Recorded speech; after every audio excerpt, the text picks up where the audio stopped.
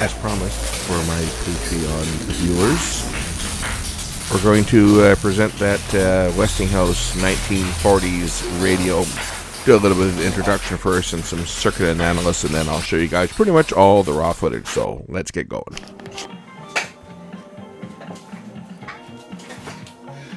So hey, Patreon supporters, we're going to go over this radio here. We're going to go over the circuit diagram and look through it, and I figured what better way to do it than to have some music playing on the radio in the background coming off my little transmitter. So we'll play you some Jack Weldon Mayer music, royalty-free music on the old radio in the background while we go through the schematic.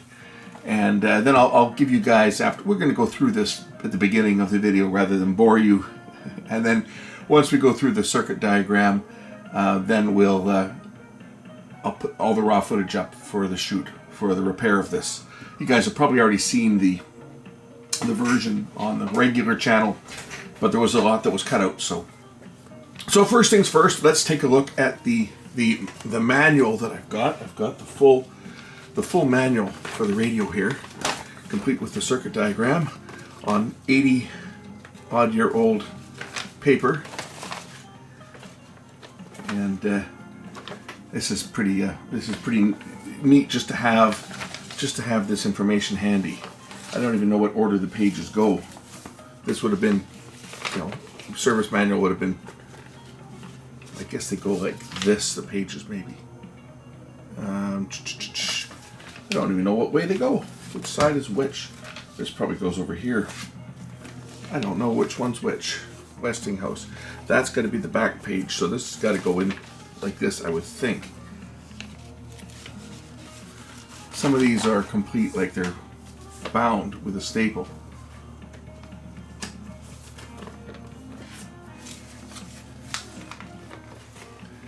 But one of these is, to say, I don't know what way it probably went in like this. This is probably the second page. And it was probably like that, I'm thinking. So we'll try and keep the book sort of complete. Anyway, let's go over the manual here, and I'll give you guys a close-up of the manual. So it's a radio from 1940, Westinghouse. It says Marine 8331. I wonder if that was the address for the service channel, Marine Drive, 8331 Marine Drive. It might be. There's a phone number on here, 682-6151. That was probably the dealer at the time when this was new. Anyway, that's the original manual. It was from the Canadian Westinghouse Company in Hamilton, Ontario. This radio was made in Canada, like everything was back then. And if we look at the specifications, we'll go through this together. So this one that I have, this one is the W981. There was basically three models. The 981, which is what I have, which is the table radio. And then the 981X, that was the floor model. So it was basically the same radio, but with a large speaker cabinet and a much bigger speaker. And then there was the 1182X, which was the much larger, more deluxe, and even bigger floor radio. Wouldn't that be something to have one of those? Essentially the same radio that I have, just a bigger cabinet. So the difference in the actual circuit, there's a few extra tubes in the 1182, but if we look at the basic operation, so they both use a 6SK7 for the RF amplifier and a 6SA7 for the converter. This one has a 6SA7 oscillator, which this one doesn't. Oscillator must be built in as well, because this has an extra 6SA7 oscillator and a 6SK7 IF amplifier. This one has a 6SK7 IF amplifier as well, so that's the same. 6SQ7 is the audio detector. On this one here it's the detector, and this one here it's the second detector. Audio driver 6SQ7. Phase inverter, this one's got the same inverter. Two 6F6G outputs.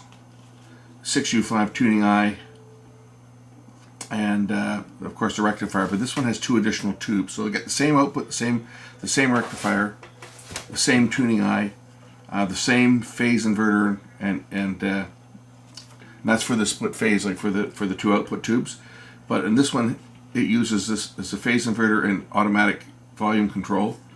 On this one here, it just uses the 6SQ7 as an inverter, and the second 6SQ7 is the detector and ABC. This one here uses it as just a detector. It's got a separate audio driver. That's the big difference. This one's got another 6SQ7 audio driver on it. So it's got a few extra tubes. It's got 2 more tubes.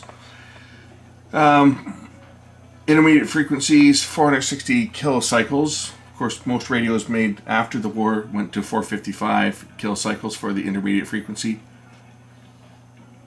Output power is looks to be the 981A, has 12 watts. Maximum power looks to be, and undistorted output is 10 watts. So maximum power, full distortion, 12 watts. The big difference also in the radios is the reproducer, which is also known as a speaker. It's an electrodynamic speaker, as we've covered, and we'll cover that in the breakdown. 6-inch for this radio, and the other ones use the 12-inch. And the voice coil impedance at 400 cycles is 4.5 ohms for the 981 and 5.5 ohms for the 12-inch speaker. Power consumption, here we go. It's 195 watts is the power consumption of this radio, and the larger one, it has 130 watts, and it says the X1182, that's this one here, 40 watts additional for the tuning motor. So it actually had a motor that would tune the stations for you, for your presets, I guess. Sounds pretty cool. Wouldn't that be one to have? Look at the weight of these suckers. So this one here is 45 pounds. Now they were available in both a 25 hertz and a 60 hertz model. This is a 60 hertz model. Back in 1940, there were some areas of the country where the frequency, the line frequency, was 25 hertz, believe it or not, and that would have been in in rural areas. They were using a 25 cycle electrical grid at the time, because 60 hertz was not standardized in North America back in 1940. There were some areas, rural areas, mostly farm areas and so forth, that were on 25 hertz, and they had these monster transformers, and well, the weight difference is because of the extra iron in the transformer, because you need a bigger transformer for the lower frequency for it to tune. 49 pounds for the 25 hertz version, 45 pounds for the 60 hertz version, and the larger radio, 79 pounds and 115 pounds for the deluxe one. Here's the differences here. The automatic tuning, this one of course got the 6 preset buttons. Actuator tuning, the 981X, the floor radio, had 8 buttons, and the 1182 had a 10 button. Motor tuning, so it was an electric motor that would move the tuning dial around for you. And our frequency ranges on this radio here is broadcast band 530 to 1735 kilocycles. Shortwave would cover 5.6 to 18.5 megahertz, and in this video we'll hook up an antenna to it and see what we get on shortwave. I'll hook up a piece of wire, throw it outside, and see whether we can pick up anything on shortwave once it gets a bit darker, because I'm shooting this after work, starting in the evening, and I'll be editing it and editing it in the dark, and we'll try to get this tested for you guys, for the Patreon viewers, and we'll let you guys look at that and see what we can get in the evening. But shortwave band, 5.6 to 18.5 megahertz continuous coverage, and then there's a 31 meter, 9.44 to 9.67, so it's a narrower portion of the band. 25 meters, 11.66 to 11.95, 19 meters, 15.03 to 15.42 megahertz. And then, of course, the main shortwave covers the whole band, so it's much wider. But it's got 4 bands, basically 3 very narrow bands which were some of the shortwave broadcast bands, 31, 25, and 19 meters. If we go to the general, and I'll read this out because I don't know how clear it's going to be, but it says these receivers have many distinct features. Super heterodyne circuits is used with such features as magnetite core adjusted IF and RF transformers, RL compensated volume control, separate bass and treble tone controls, automatic volume control, push button tuning, which is mechanical on the W981 and motor on the W1182, W meaning Westinghouse, by the way. Temperature stabilized capacitors on the 981 and has 3 band spread short wave ranges and 1 wide band covering from 5.6 to 18.5 megahertz. Phono terminal jack, tuning indicator, resistance coupled push-pull audio circuits and with a phase inverter, and an RF stage with 3 ganged tuning condenser. And here's the tube layout and for the 2 different models, tube layout and the IF transformer. So we'll get a little closer shot of this for you guys. So this is the radio that I have. Now this is looking, so this would be the front. I guess this is looking the other way. This is like from the bottom, because we look at it from the back. Our rectifier tube is on the right side. But a rectifier tube are 2 output tubes here. We've got our phase inverter for the audio, our main filter capacitor. We've got our second detector, second IF transformer, IF amp, first IF transformer, converter, and the RF amp. The other radio adds an extra couple tubes. It has an RF amp, converter, it has an oscillator, and then your IF amp, second detector, inverter with AVC, and your 2 outputs, and a speaker plug socket over here. Whereas this one, the speaker plug socket's on the back, and the rectifier tube. So a couple different designs. And it shows you the voltages. So this one here has the, and of course the tuning eye, and what voltage you would see on them. If we look at the speaker socket, it's 390 volts is what's sent to the speaker. And across pins 3 and 5 of the 5x4, 750 volts RMS across the 2 plates. That's on the floor radio. That's the 1182. This one here, though, pin 2 and 4, it's a different rectifier tube. This one here, 760 volts RMS between the 2 plates, 5 volts AC.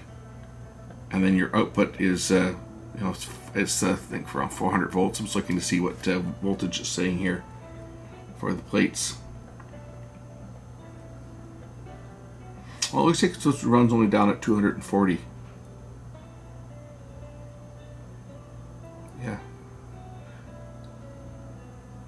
Yeah, 240 volts is all this one runs at for its B+.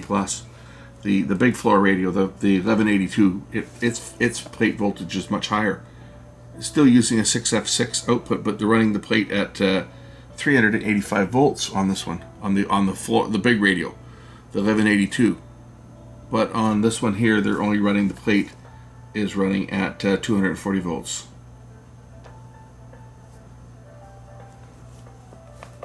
So my 450 volt capacitors, no problem. Lots of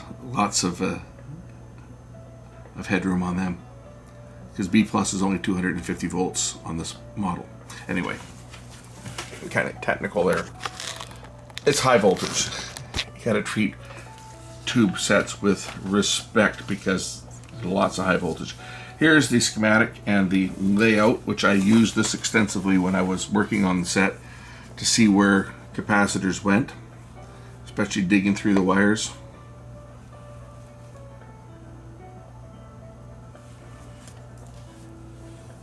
So invaluable shows exactly where every component is connected and where it's connected to ground, and even shows like the little binding post terminal. Here's the plug, the reproducer cable plug socket on the back, which is another way of saying the speaker plug, and how it's wired.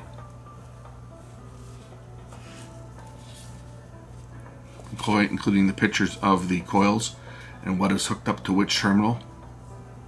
Now, one thing I never did figure out on this was how to set the presets. Well, maybe we'll cover that in this video if I can figure it out. Here is the actual print of the schematic. So let's study this one together. Just get a close-up view of the schematic, and we can go through the circuit.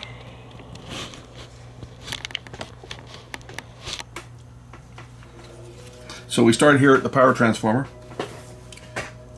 and the power switch is on one of the tone controls. There are 3 windings on the power transformer.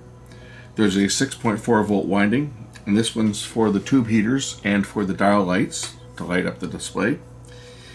There's a 5 volt winding, and that 5 volt winding is for one thing and one thing only, and that is to heat the heater up for the direct heated cathode for the 5Y4G rectifier tube.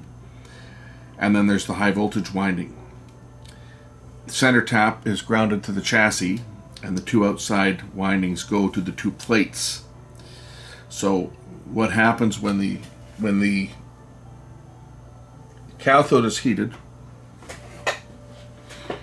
the electrons flow from the cathode towards the plate and return through the transformer. So for one side of the waveform, for the positive side of the waveform, the electrons will flow through one plate, and then and of course this other plate would be negative at that time, so no electrons will flow because the light will repel. And then when the phase reverses, this one becomes negative, this one becomes positive, and the electrons leave the cathode and fly towards the positive. Now, what that does is that, in effect, means that the cathode is starved of electrons because the electrons are all flowing towards the tube or towards the plate to find their way back to ground through the transformer. So what that, in effect, does is it means that because you're losing electrons, this actually becomes positive. So I know it's for some people it's hard to understand. They say, well, it's a cathode. Cathode emits electrons.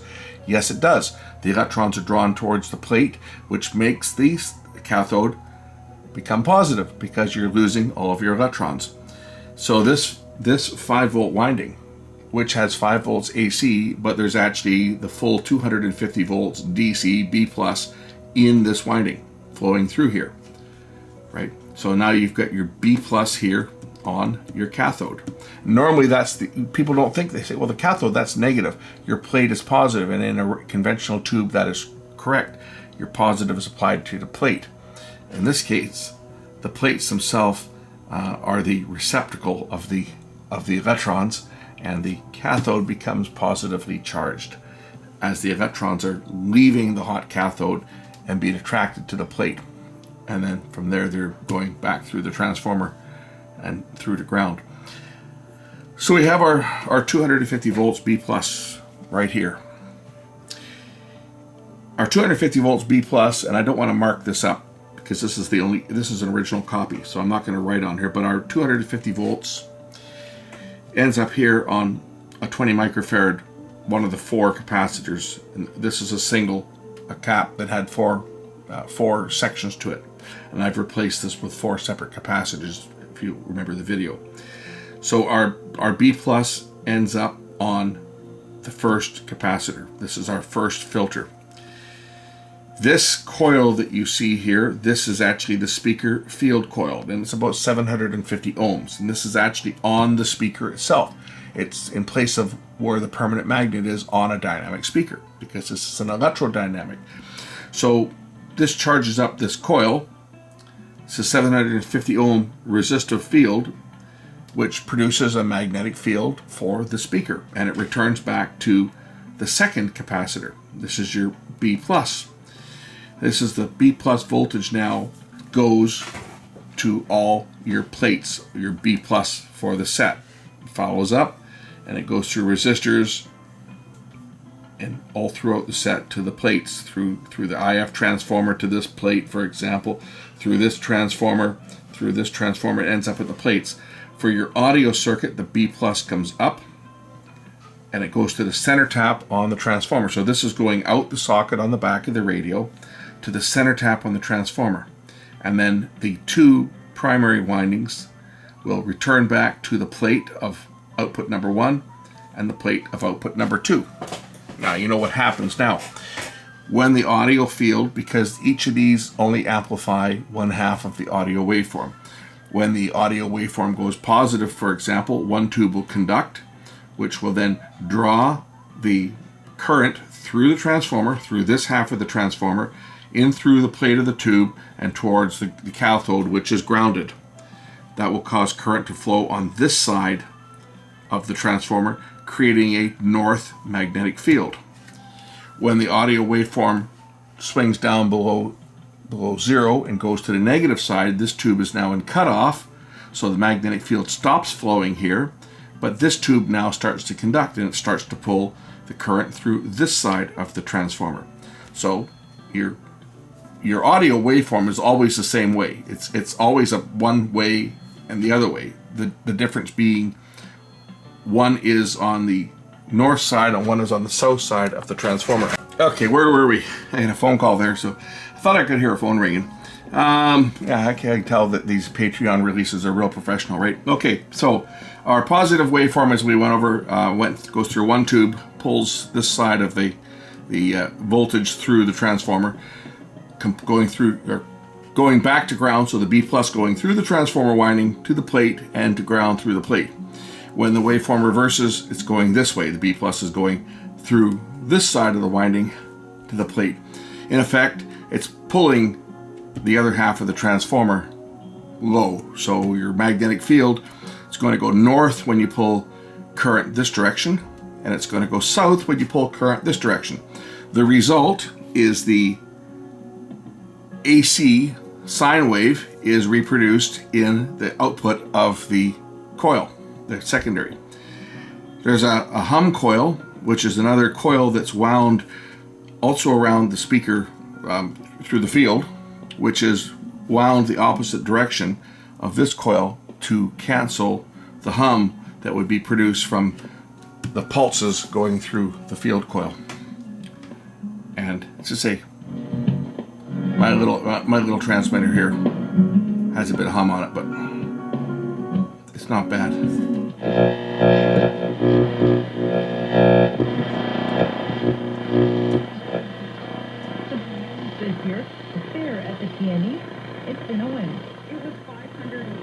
I got a lot of noise in here.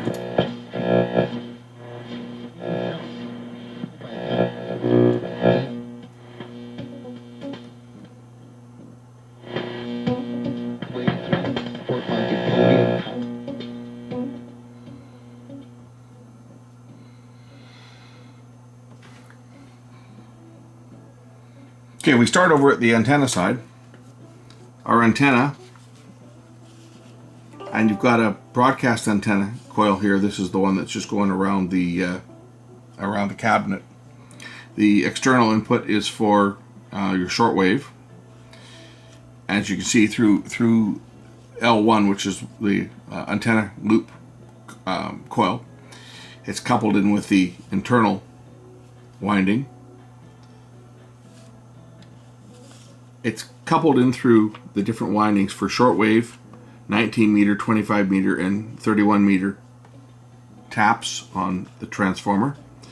The broadcast antenna goes through what they call L6 and L7.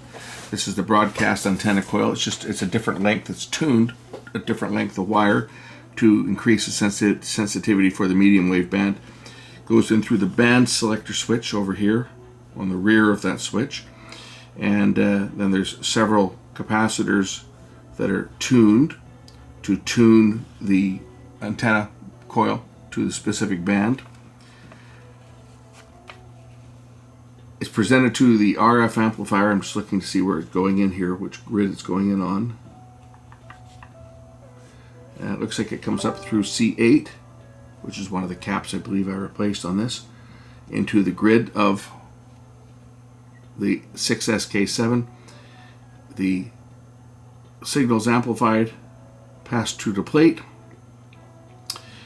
into L8, and through the broadcast RF coil, so it's going through both of these in series. The shortwave signals are picked off on L9 at the various different taps for the different meter bands. The broadcast goes through L13, L14 transformer. Broadcast signal then is coupled down through, this side is grounded, so it's coupled down. And if we look at the big black trace, this is also going back to B+, so our B+ feeds in. So we've got our 250 volts going through this primary side of this transformer and through the primary side of this other transformer and into our plate. So this has got high voltage on it. And this is one of the reasons why these capacitors, like this one here, gets changed out. Because if this cap were to go electrically leaky, we would be drawing DC through this coil and heating up this coil and burning out this transformer. So that's another reason why these caps need to be changed. This is one of the paper caps, right? Our signal, our broadcast signal, will then be coupled onto this side of the transformer and end up on one of the grids on the 6SA7 converter.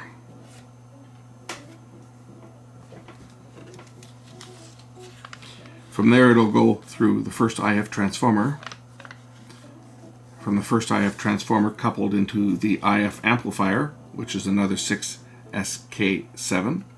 These are those metal jacketed tubes, and say they're not metal; they've got a metal cover on them, and that's to shield the tubes because these were made before they developed internally shielded or internally screened tubes. So the old tubes, the glass envelope was actually inside that metal case, and that was to stop the tube from radiating, because on the plate there would be an RF signal that could radiate out and cause interference. So they actually externally shielded the tube with that metal case that was on the tube. Prior to that, you would have a separate metal can that fit over top of the tube to shield the tube. And then after these ones, they came out with the internal screen, which was a screen on the inside of the glass which shielded the tube. But these are early tubes. Second IF stage into the detector. So the two outputs feed into two separate plates on this 6SQ7 detector, which then picks off the audio signal. The audio signal is now presented over at the plate. And there's a screen here as well, and your volume control taps in here, grid it looks like. Audio signal then is presented through the plate on the second detector, AVC, automatic volume control, I guess is what AVC stands for on this. Where's this one coming off? I'm just looking, just following this down.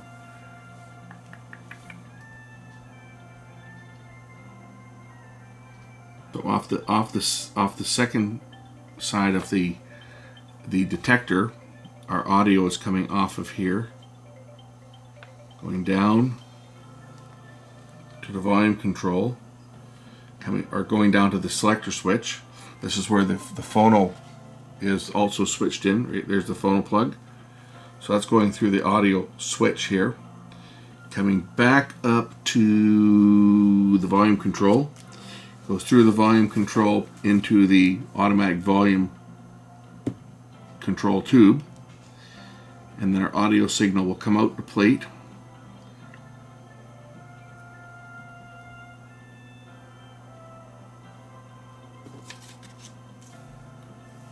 Our blocking capacitors here, our tone control, bass control, and there's a treble control somewhere here. There's the treble control. And end up on the grid for one of the outputs, and the other side comes off of this plate here.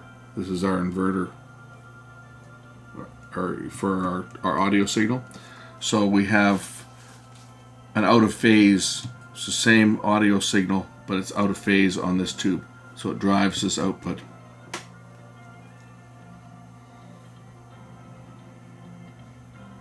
Just looking to see the way they've wired this up. It's getting its signal here. Okay. So our audio signal comes out of the plate up here, and our audio signal travels through the capacitors here, down through this resistor, down through this capacitor, a blocking capacitor, into the grid of the inverter to drive the plate out of phase with this tube, which then is used to drive this output. And there's our blocking capacitor. These are the ones that are most important, these blocking capacitors there, and there's another one over here. If these blocking capacitors start to go leaky, there's 250 volts right here on this line from the plate, because it's picking up power from the B+. Now it's going through a resistor, so there's a resistor here, and there's another resistor here, so you've still got a couple hundred volts on here, just very limited current. But if these caps go electrically leaky, you will have a DC bias hitting the output tube, which will red plate the output tube because it'll drive it into an over bias condition, cause it to start drawing DC as opposed to just reproducing the AC signal. And of course, if that happens, if your caps go bad and you end up with a DC bias voltage on the tube, that tube will go into conduction and it'll start drawing current all the time through the transformer. Instead of only on the positive waveform and the negative waveform, it will start drawing current all the time, which will saturate that transformer. And one thing will make it less efficient, but it will also overheat the transformer and eventually burn the transformer out. And then you've got a dead radio with an unobtainable audio output transformer. So that's why we changed the caps. So that's kind of the schematic, going through the schematic. Let's look at, got our general alignment procedure on here. I didn't do an alignment on the radio because I don't think it's really necessary for what I'm going to use the radio for, which is basically, you hear it running now, and this is probably the only time this radio is going to run for a long time, because I'll put it into my collection and it's going to just sit there and get turned on once in a while. But there are trimmers provided in the RF and oscillator coil tune circuits. I have transformers. And it says all the circuits have been adjusted during the manufacture and should remain properly aligned unless affected by abnormal conditions are altered during servicing. Loss of sensitivity and proper tone quality and poor selectivity are the usual indicators of improper alignment. One thing I was hoping to find is how to set the presets on this, and it does have the procedure to set up the push buttons, but when you know it's for the electric tuned.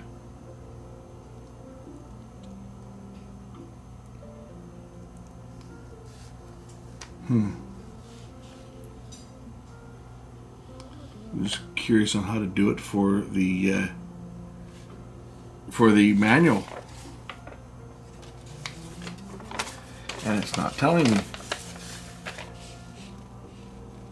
We learned a new word today: flock. Black flock and maroon flock. That's the stuff that's in behind the dial to touch it up if it gets damaged. It's the light shines on the back, and that's what lights up the back of the display. I like the manual there. It says small packages for servicemen to use in repairing scratches, because I guess only men repaired radios, right? And even sold walnut stain for the wood cabinets to touch up the cabinet. A 3-ring binder available for 50 cents to put your Westinghouse manuals in. It's funny, we used to call them manholes for servicing underground facilities, but with all the women in the workforce now, they have to call them maintenance holes. As the output wiring for the output transformer. So brown, red, blue wires, and then the black, red and black, and the yellow and red are the speaker field. The 2 bottom ones for the speaker field. And the next 2 pins up are for the going to the plates of the tubes, and B+ on the top. I remember when I was a kid with my grandmother's Westinghouse radio, I made the mistake of pulling that speaker plug out when the radio was on. I didn't realize there was 400 volts or so, and she had a big floor radio, so it would have been like 400 volts. And I tell you, I touched those pins when my hand was touching up against the chassis. I was probably only about 7 or 8 years old, and when I pulled that out, my hand was resting against the chassis, and I made contact with the pins. And I tell you, I let out a scream. I think they thought that I'd killed myself. It was the most painful. I still remember it. I had nightmares of that for a long time. I'd wake up, in the middle of the night screaming because I thought I was being electrocuted. I got belted by a few tube radios when I was a kid. It scared the living daylights out of me. The voltages that were in some of these units. But I don't see.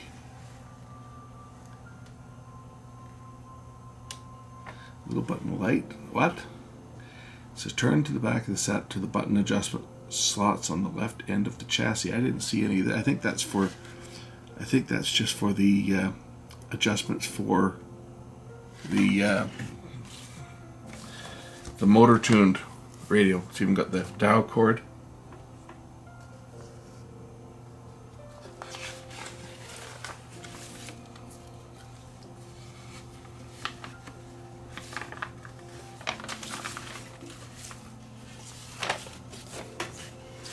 This is the radio that I've got here. This is the adjustment points for the trimmers for tuning. It's even got the order. If you're going to set up the alignment, it's even got the order that you adjust them. Like step 1, adjust the second IF. Step 2, adjust the first IF. Right. Step 3. Where's step 3? Step 3, adjust this broadcast oscillator core. Step 4, adjust the trimmer. Same with this trimmer here. One 15 kilohertz. Step 4. It's got all the steps that you adjust them in the order that you adjust them if you're going to do an alignment. Anyway, I think what I'll do is I'm going to hook up an antenna and we'll see what type of signals I can pick up on shortwave. Yeah, unfortunately, the shortwave band is not being very cooperative this evening. It's not dark. It's starting to get dark. And I've just got a piece of wire just strung outside about 5 feet off the ground. Yeah, the antenna is about 5 feet off the ground. But let's just see what we can get on the broadcast band. So let's start.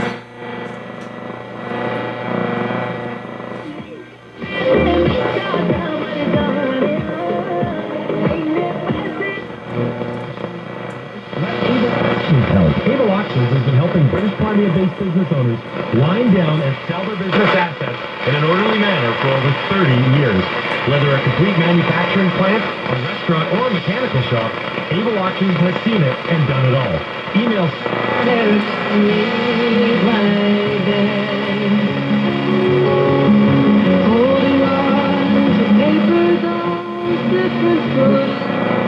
He pointed a loaded firearm at a man yesterday. Just after 2 p.m., officers responded to reports of a 42-year-old man who had entered into a home. The occupant was able to leave to a safe place. Search efforts and road checks were set up in the community of Zabelos in the evening. Police say this appears to be a targeted and isolated. Marks its last day tomorrow. Spokesperson Laura Ballant says despite lots of unknowns this year, the fair at the PNE has been a win. It was fun. We will get through it. It will, at one point or another, be behind us. And I had a lot of interference. Remember that. And I think we have to. 105 Avenue in Surrey. Hi, I'm John from Speedy Glass. This summer, we'll help you take on the road with better visibility. Get a boost to your savings and an annual credit card fee waiver on select credit cards. The ultimate package. It's the ultimate in banking. Western Canada's largest inventory of signed memorabilia, including the hottest all-time jerseys in the NHL, NFL, NBA, MLB, and more. And if we don't have what you're looking for,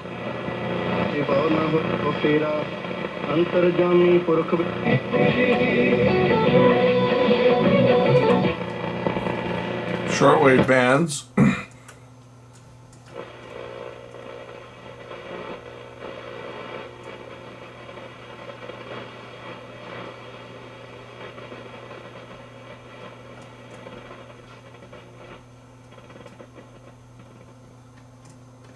I don't hear anything on that band. Pretty quiet. Huh. Something there.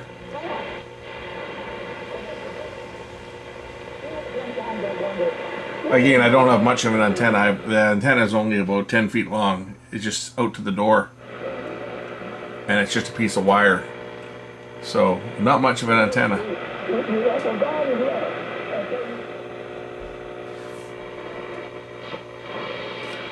Shortwave is starting to come in now that it's starting to get dark out. It's still light out, but it's starting to get dark. I'm assuming the shortwave band will improve as the evening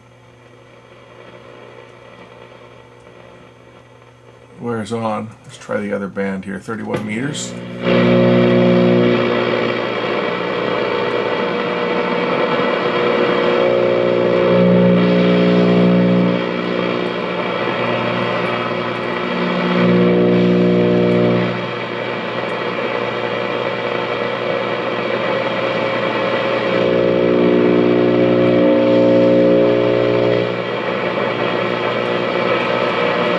See, the thing is, there's not much on shortwave these days. Most of the stations are long off the air.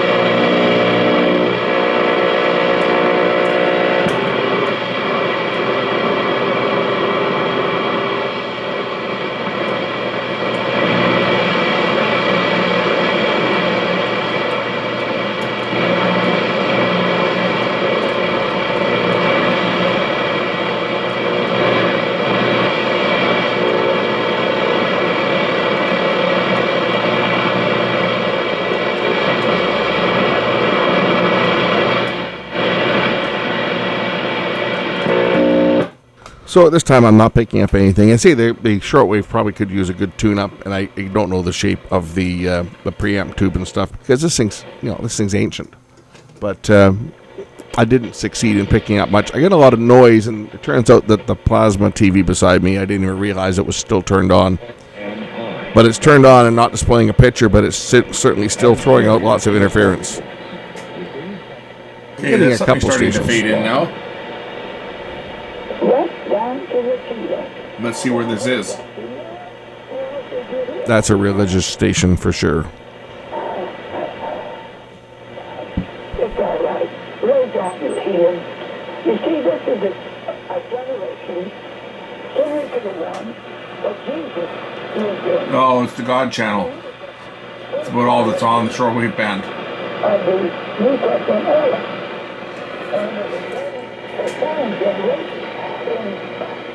When Peter was preaching on the day of Pentecost, he said to the people when they asked him, men and brethren, what shall we do? He used the phrase, save your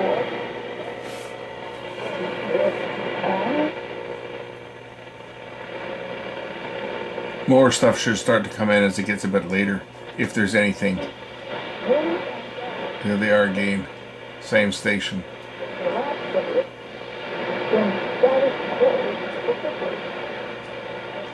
Okay, it's a little bit later and some of the noise is gone now on the AM band. 而且平时他们非常的善良乐于助人。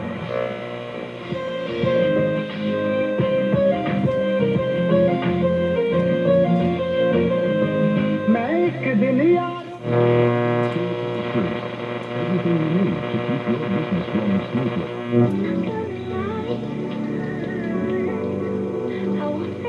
CA/save. That's ZipRecruiter.ca/save. Worried about warts, pre-skin cancer, age spots, skin tags, spider veins, or skin lesions? Visit WhiteRockLaserClinic.com. Guaranteed results with 20 years in business. For a free consultation, call 604-535-8555 on George Street in White Rock.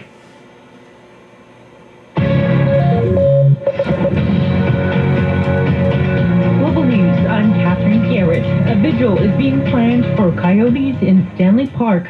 Global Sophia Pirani has more. It's in response to the planned culling of up to 35 coyotes over the next 2 weeks, which the Forests Ministry announced a few days ago. Former Vancouver Park Board Chair Sarah Blythe. Okay, so we got all these bleeding hearts out there now that are squawking and complaining because the Parks Board is going to take out 35 coyotes. I'm sorry, but 45 people have been attacked by these coyotes that have been habitualized by people feeding them. You know, they throw food out to wild animals, and then they wonder why the wild animals lose their fear of people and attack people. So the only response is they take the animals and they shoot them or whatever, right? So now we got all these bleeding hearts out there crying about them taking out dangerous animals. You know, if someone's dog attacks someone, you don't hear people squawking about them putting the dog down because it's attacked somebody. But when it's a coyote that's attacking people, everybody gets all up in arms about it. Ridiculous. Reports there was a confrontation between those opposed to the transition to a municipal force and Mayor Doug McCallum outside a grocery store on Saturday. In a statement, he told Global News he was verbally assaulted and then run over by a vehicle. He says the incident is now under police investigation and he is doing all right. A city spokesperson would not confirm if it was his foot run over. We have reached out to RCMP for more details. Port McNeill RCMP say they're still searching for a suspect who pointed a loaded firearm at a man yesterday. Just after 2 p.m., officers responded to reports of a 42-year-old man who had entered into a home. The occupant was able to leave to a safe place. Okay, now to the repair. This is my latest acquisition. This is the raw footage. I was given this beautiful old 1940 Westinghouse radio when I was at work the other day. The customer had it, and I was just admiring it, saying, wow, that's a nice old radio. I collect radios. And he said, it was his grandfather's. He says, take it. I want it to go to a good home. So we're going to restore this. And what is significantly important about this radio, to me at least, this was a local radio. Now, I know that because of the preset buttons. Check out the preset buttons. CJOR 600. CBR, that would have been CBC. It's now CBU. Cairo radio is still in existence. That's out of Seattle. I think KJR is out of Seattle too. CKWX, that station's still around. That's our News 1130. And Como out of Seattle. So it had presets for the local stations. And the presets on this works just like the presets on old car radios. It actually physically moves the dial. You see it actually moves the tuning dial. See, just like spinning the dial. I don't know how to go about setting them, whether you pull them out to lock in the station or whatever, but one thing for sure, CKWX is at 1130 now, but they used to be on 9, it was 940 was their old frequency. CJOR is now 600. They used to be like 630 or 640. CBU is still at 690. Cairo, where were they? They were at 700. KJR and Como used to be way up at, I guess, 1290 or 1280. Anyway, this radio we're going to restore. And I also have the original manual.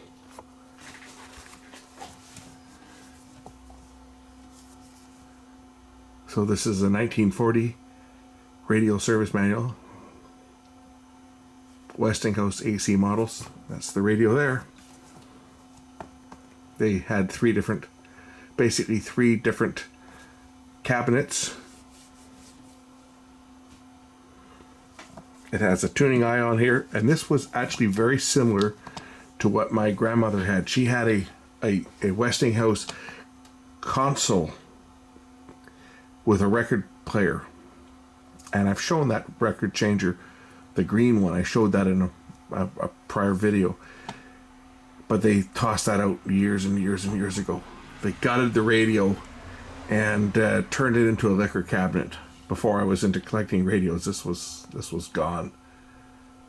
this was tossed out, or it wasn't tossed out. I should say, it was converted into a liquor cabinet in the 1970s, and the only thing that remained was the record player, the actual turntable. They bought another little stereo to sit on top of it and plug the record player into that, and toss the rest of the unit out. Let's take a look at the back.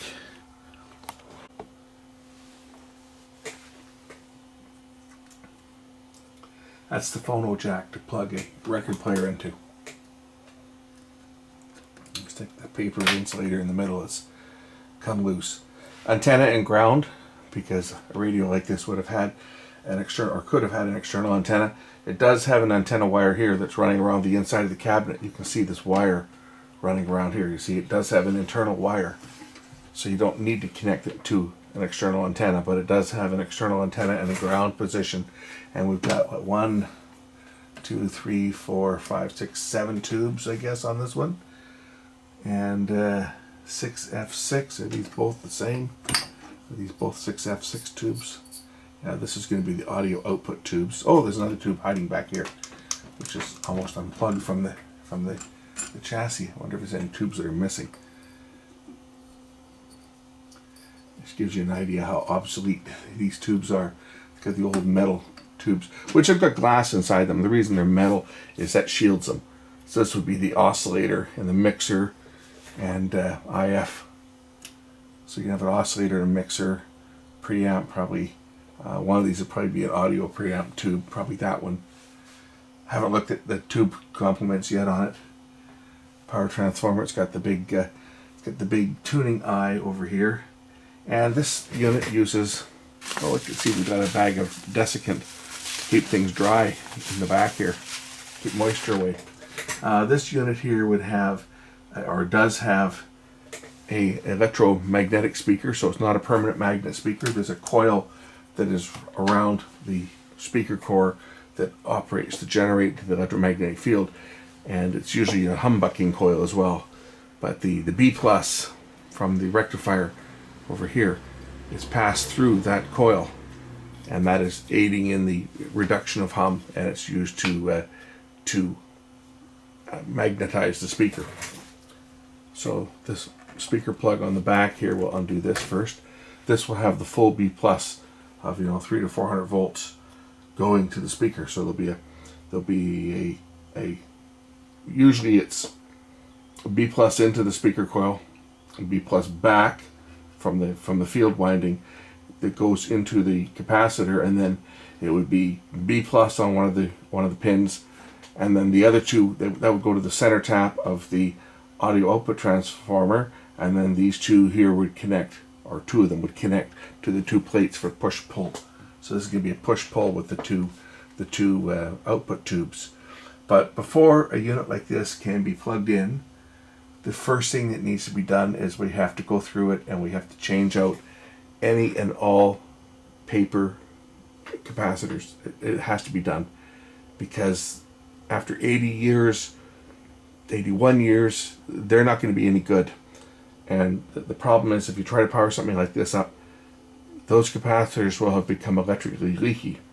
And once they become electrically leaky, they will provide an overbias to the tube stage, which will cause red plating, burnout tubes, burnout transformers, and that's the last thing you want to do on something that's this old, is to power it up. So first things first, we're going to pull the chassis, and then I can go through and take inventory of all the caps, and then we'll start replacing them and doing anything else that needs to be done while the radio's apart.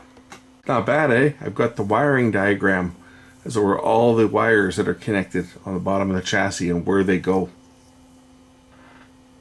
It's got all the specifications here, what tubes it uses. It uses this a 6SK7, which is the RF amplifier,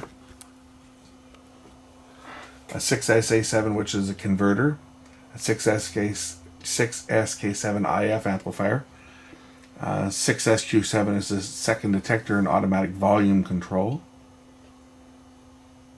6F6 is the, or 6SQ7 the inverter.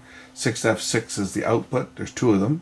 A 6U5 tuning eye and a 5Y4G rectifier. It's even got all the Westinghouse Mazda number 44 bayonet base for pilot lamps. Intermediate frequencies 460 kilohertz. Before they went to 455, I think was the final standardization.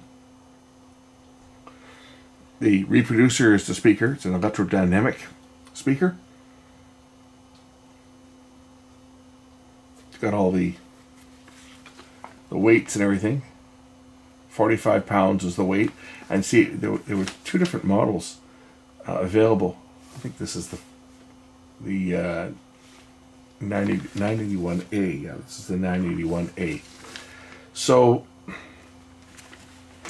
there was two different types of radios available depending on what frequency you were on, because 60 cycles in 1940 was not standardized for AC.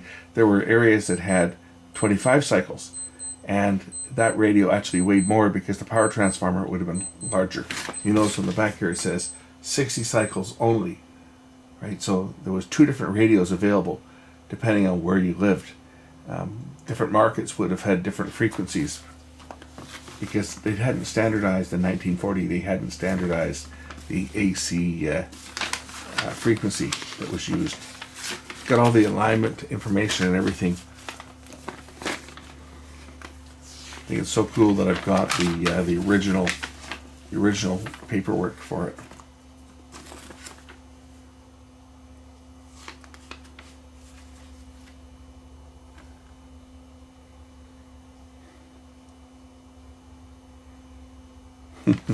I like this note here.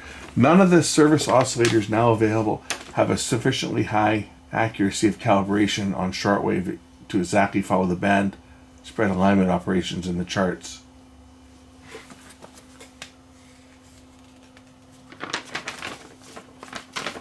And here's the schematic.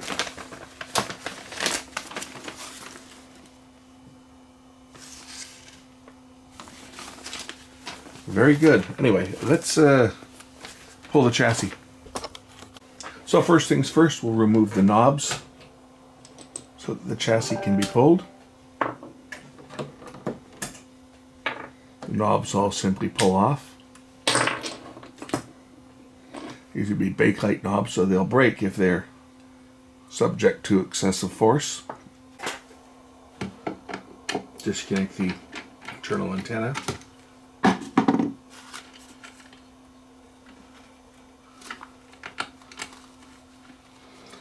And remove the screws that hold the chassis in place. There's 4 of these large screws and a combination of washers.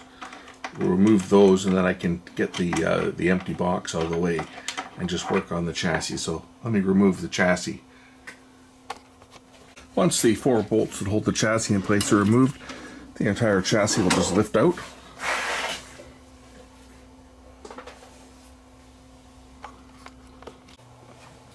There's the chassis. The first thing I'm going to do is I'm going to just use some air to blow off all this dust.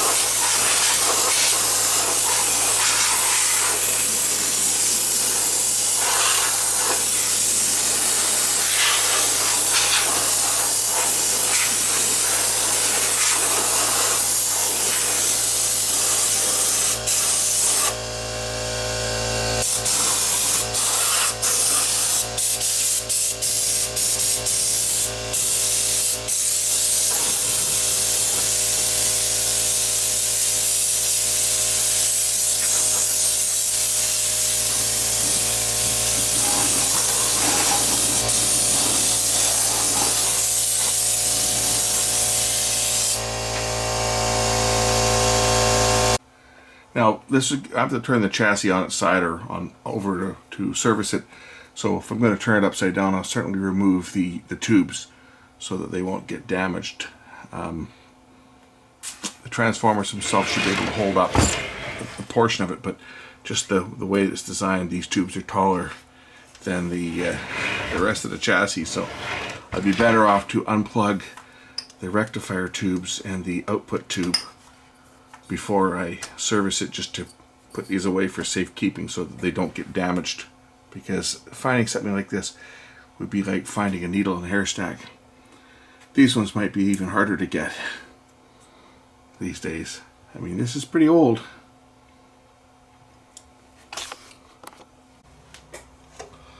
Remove the chassis screws. Looks like there's a couple of them that are missing.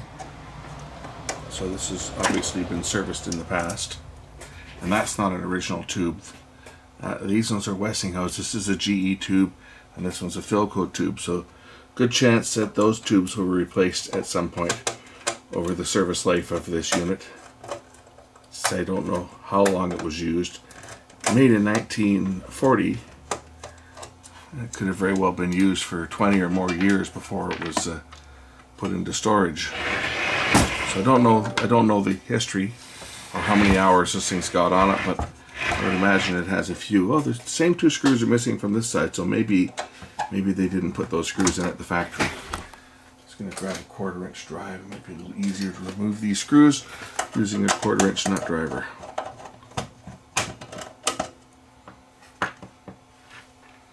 But one thing's certain, there have been tubes replaced. What I don't know is whether these controls are set by pulling them out like a car. I guess not. They don't seem like they pull. I think they're probably set by adjusting. There's screws on each of these, and I would imagine that those screws are what sets where it goes. Okay, screws are out of the base. The chassis will lift off the base now. Let's just lift the chassis out of here. Should lift out now.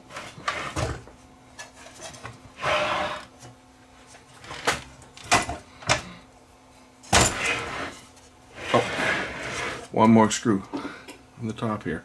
Looks like it has been serviced. There's screws that are missing, because there's a screw missing here, and I'm sure there's probably a couple on the other side that are missing. So somebody has certainly worked on this in the past. There's the guts. Now we can take the chassis out and remove the base. And look at all the caps I have to change in this. There's a couple, that's for sure. Get the base out of the way. What do we need to change on this one? These paper ones have got to go for sure. Resistors here. That big bugger's got to go.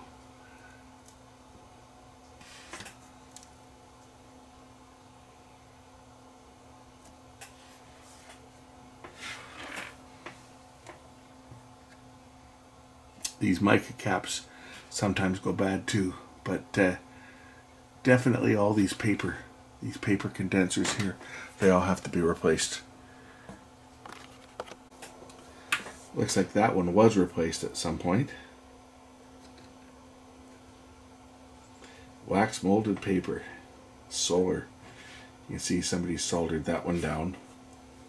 You need a good size iron to solder down to the chassis. That's been redone too.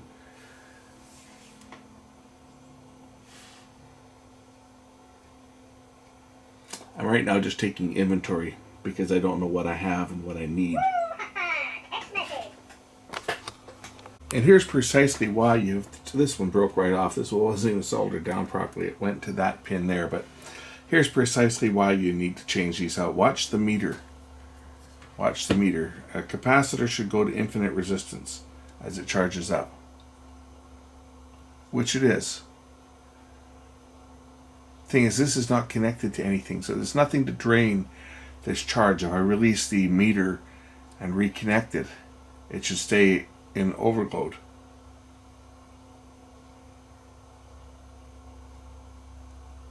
But it didn't, you see? There's some leakage. And at high voltage, that would likely be breaking down. I don't have a breakdown tester here. I can just test for for physical leakage, but this one here obviously has some internal leakage, because if there was no internal leakage, that capacity would stay. It would hold the charge. But the charge is dissipating because, as you can see, it only went down to 30 odd meg ohms, but still. These paper caps all need to be changed. These red ones need to be changed too, you see? So all these red caps, all these paper caps, even some of these mica ones here probably should be. Some of them are in critical, some of them are in critical circuits, others are not. But they'll certainly affect the tuning of the radio for sure. The ones that aren't in critical circuits, but the ones in the plate circuits most certainly have to be changed out, because those are the ones that are going to cause a catastrophic failure. So I'm just going to take inventory, and we'll get some caps, and then we'll pick this up once I have them. Looks like this one was changed before. That's probably why it wasn't soldered down right, was somebody didn't tack it down properly. This is a 0.02, but according to the manual, it's supposed to be a 0.01. C47.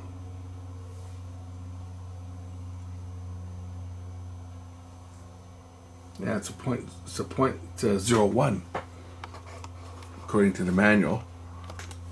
And there it is there, C47.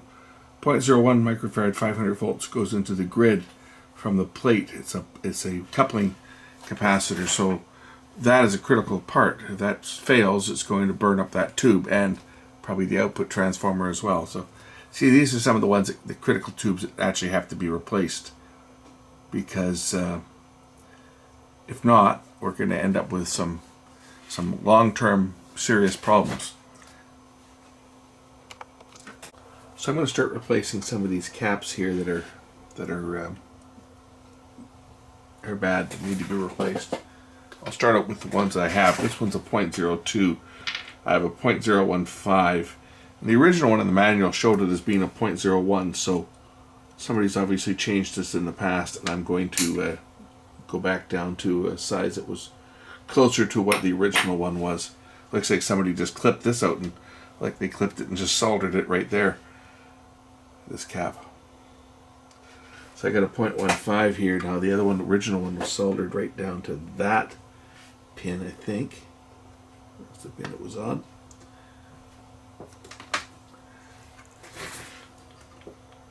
I'm just going to double check with the schematic, but I believe that's the pin it was on.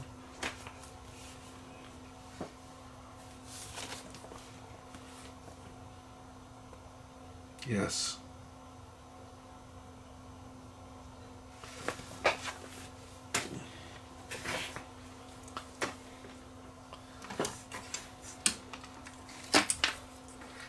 Tomorrow I'm going to make a run down to the electronics place and get some more caps.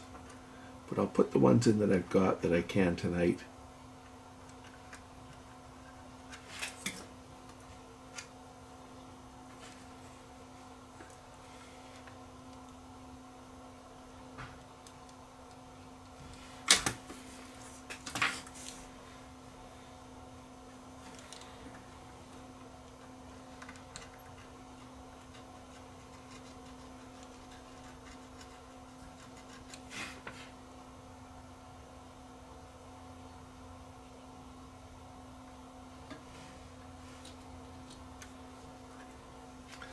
Hopefully it will reach. I think I got to change these other ones that are in behind here as well, but hopefully this will reach. I may have to extend this wire a little bit. I'm going to have to extend that wire, as that one's not going to quite reach. So I'm just going to create a mechanical connection here and solder the wire on.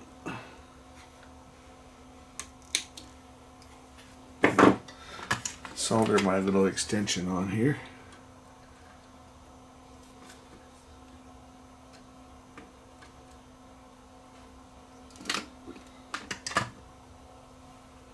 Okay, that one is replaced. It's just going to make it fun though to replace the ones below it. I got to change out this other paper one down here and this one. I'm just going to cut this one away first cut one leg off of it so that I can get to the one below it. And hopefully I've got this one in stock. That one comes out of there. I gotta change out this one down here. So that one comes out from that side. And this other side goes over here to this output tube.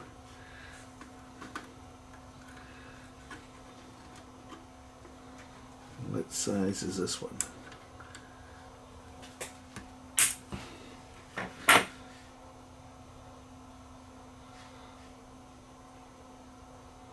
Numbers are pretty much worn off of this one.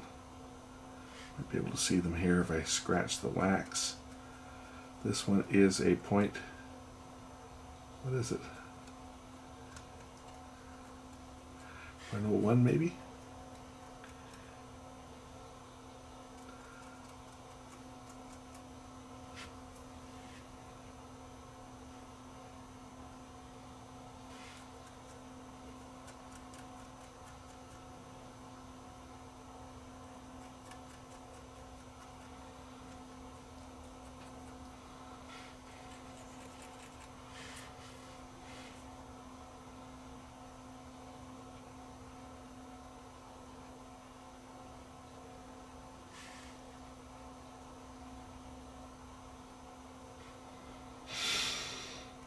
Looks like a 0.01. Look at the schematic for that one.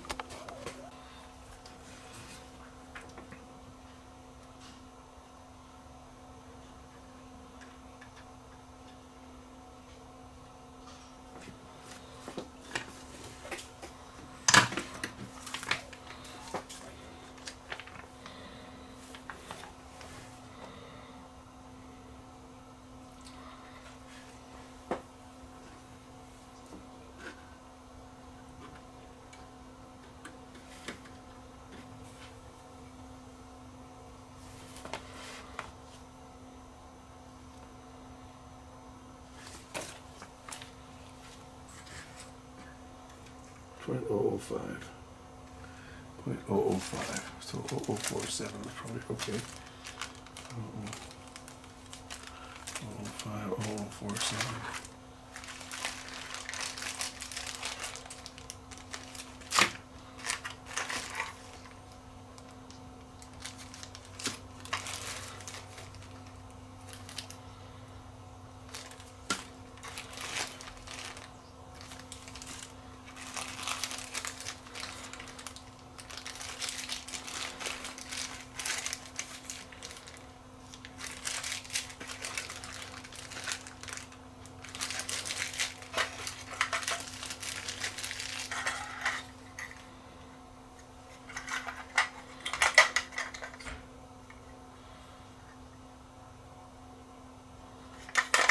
As you can see, a lot of this stuff was chopped out when I was editing because things like my light were in the way, and in some cases I forgot the camera was even running, and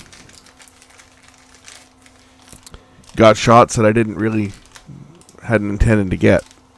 But you guys, as the Patreon viewers, will get to see the entire process as what was involved. Going through my inventory of parts to see what I have and what I don't have, as I did have to make a parts run to get some replacement caps.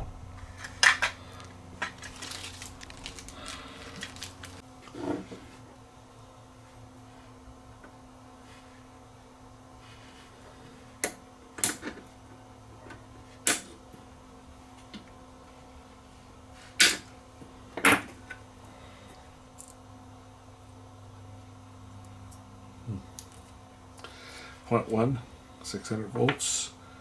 This one here, what is this one? There's my point 1s. I've got some here. Point 1, 630.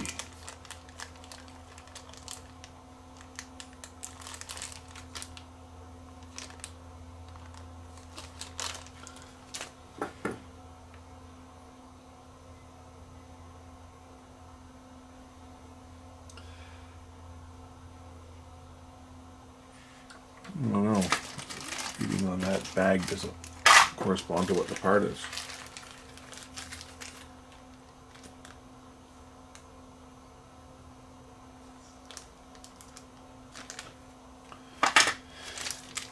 That bag definitely does say 0.1 microfarad, 630, but as does this one.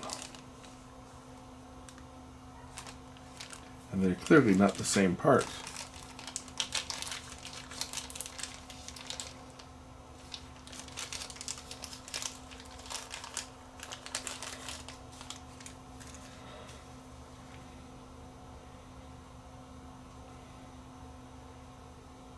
Yeah, that's not 0.1.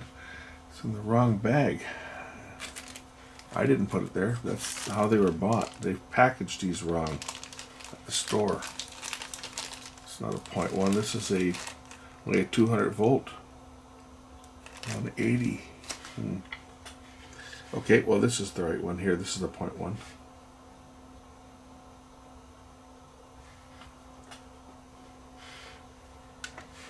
Going to connect it across the existing wires because my iron will never stick it to the chassis there, so we'll just crimp the wires on and solder the wires together.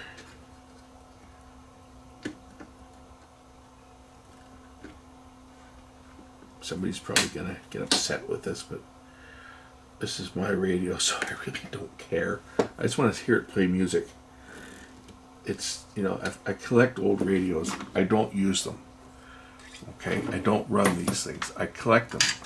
They're more of a showpiece. They have to work though, right? They have to work. But I don't run these old radios for a couple of reasons. One, I don't want to put up hours on the tubes. They're more of a labor of love to restore them and get them working, get them performing as well as we can get them performing, and then leave them at that. It's not going to be long enough. I actually may have to move it over to here, to one of these other connection points on the chassis for the ground. Connect up the wire over here first, and I'll find another place, maybe over next to this other cap.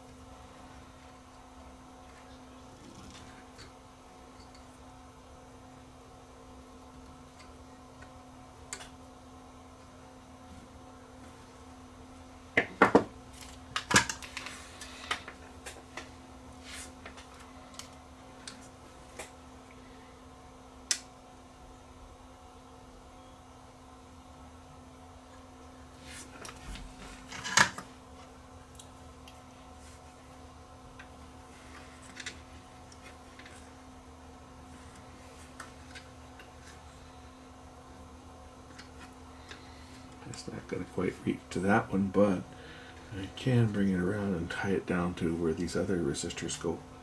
And capacitors go down to the ground here. Just take it around and tie it down to this one.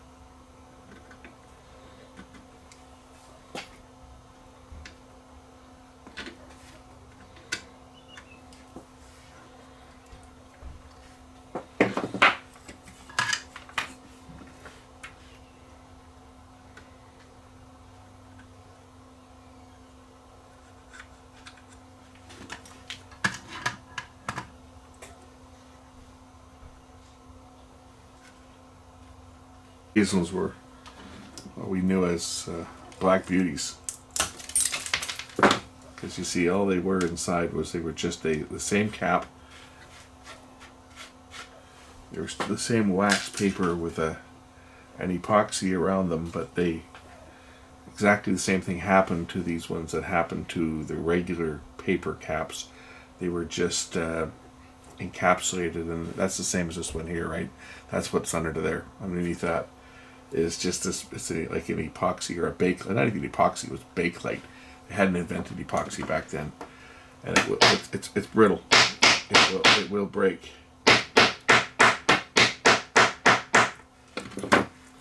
And you can see here. This is what's inside these.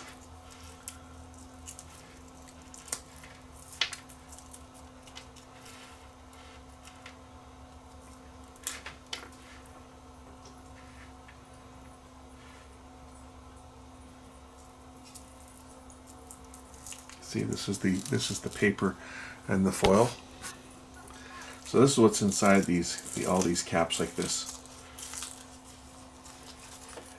It's just two electric plates that are separated by a paper, a wax. And the paper itself, the acid in the paper basically turns them into a resistor. You can see here's the plates. If I separate the plates, you see, they're just the metal plates.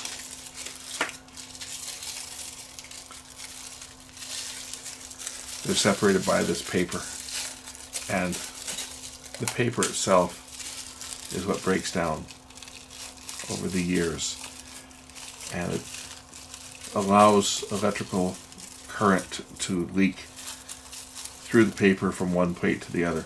So instead of these storing a charge, they pass current, and their job is to block the flow of DC. So any of these paper caps, whether they're encapsulated in a Bakelite, which is an early form of a type of plastic, whether they're Bakelite or whether they're just these type here, right? These are just the wax paper. I can open these up and they're exactly the same. If I cut off the paper, they're exactly the same inside. Right, here we go.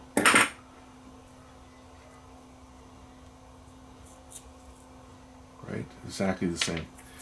But these all have to be replaced.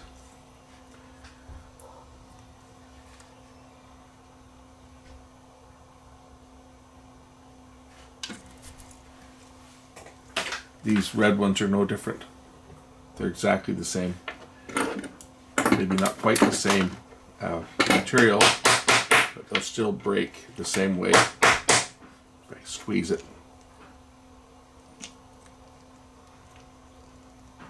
Now this is a newer type, but still, they are all the same inside. Something bigger to cut this with.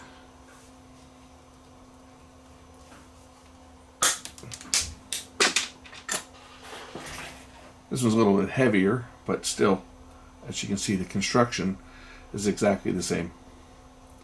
There's still a paper-based capacitor inside, and it's the paper that breaks down.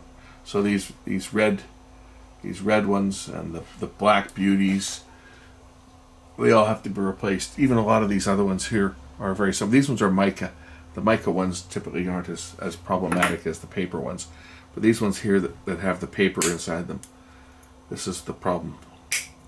Right, and these are all paper based. You can see it there, right? There's the paper. So that's why we change them, because the paper goes bad and they go conductive. And once they go conductive, end up burning up tubes and burning up coils and transformers. So all of these, like all these ones here, have to be changed. That one's got to be changed. This one's got to be changed up here. That's got to be changed. I don't have that. I got to get that one.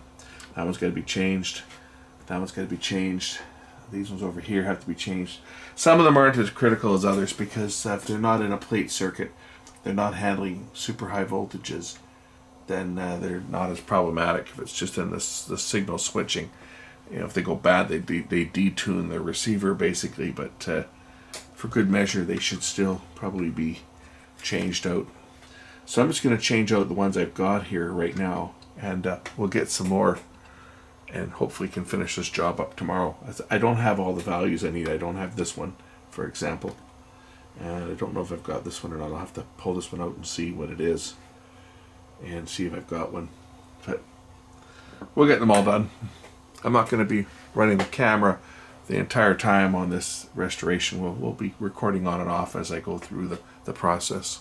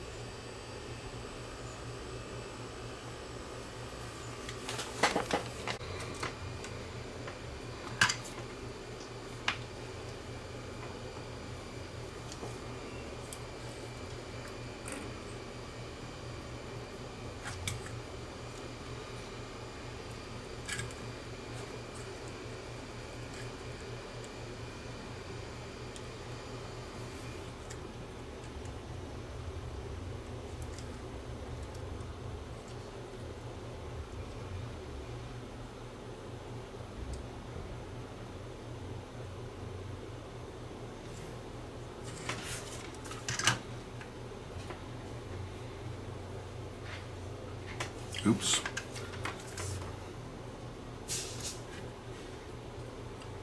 That one I put in the wrong way.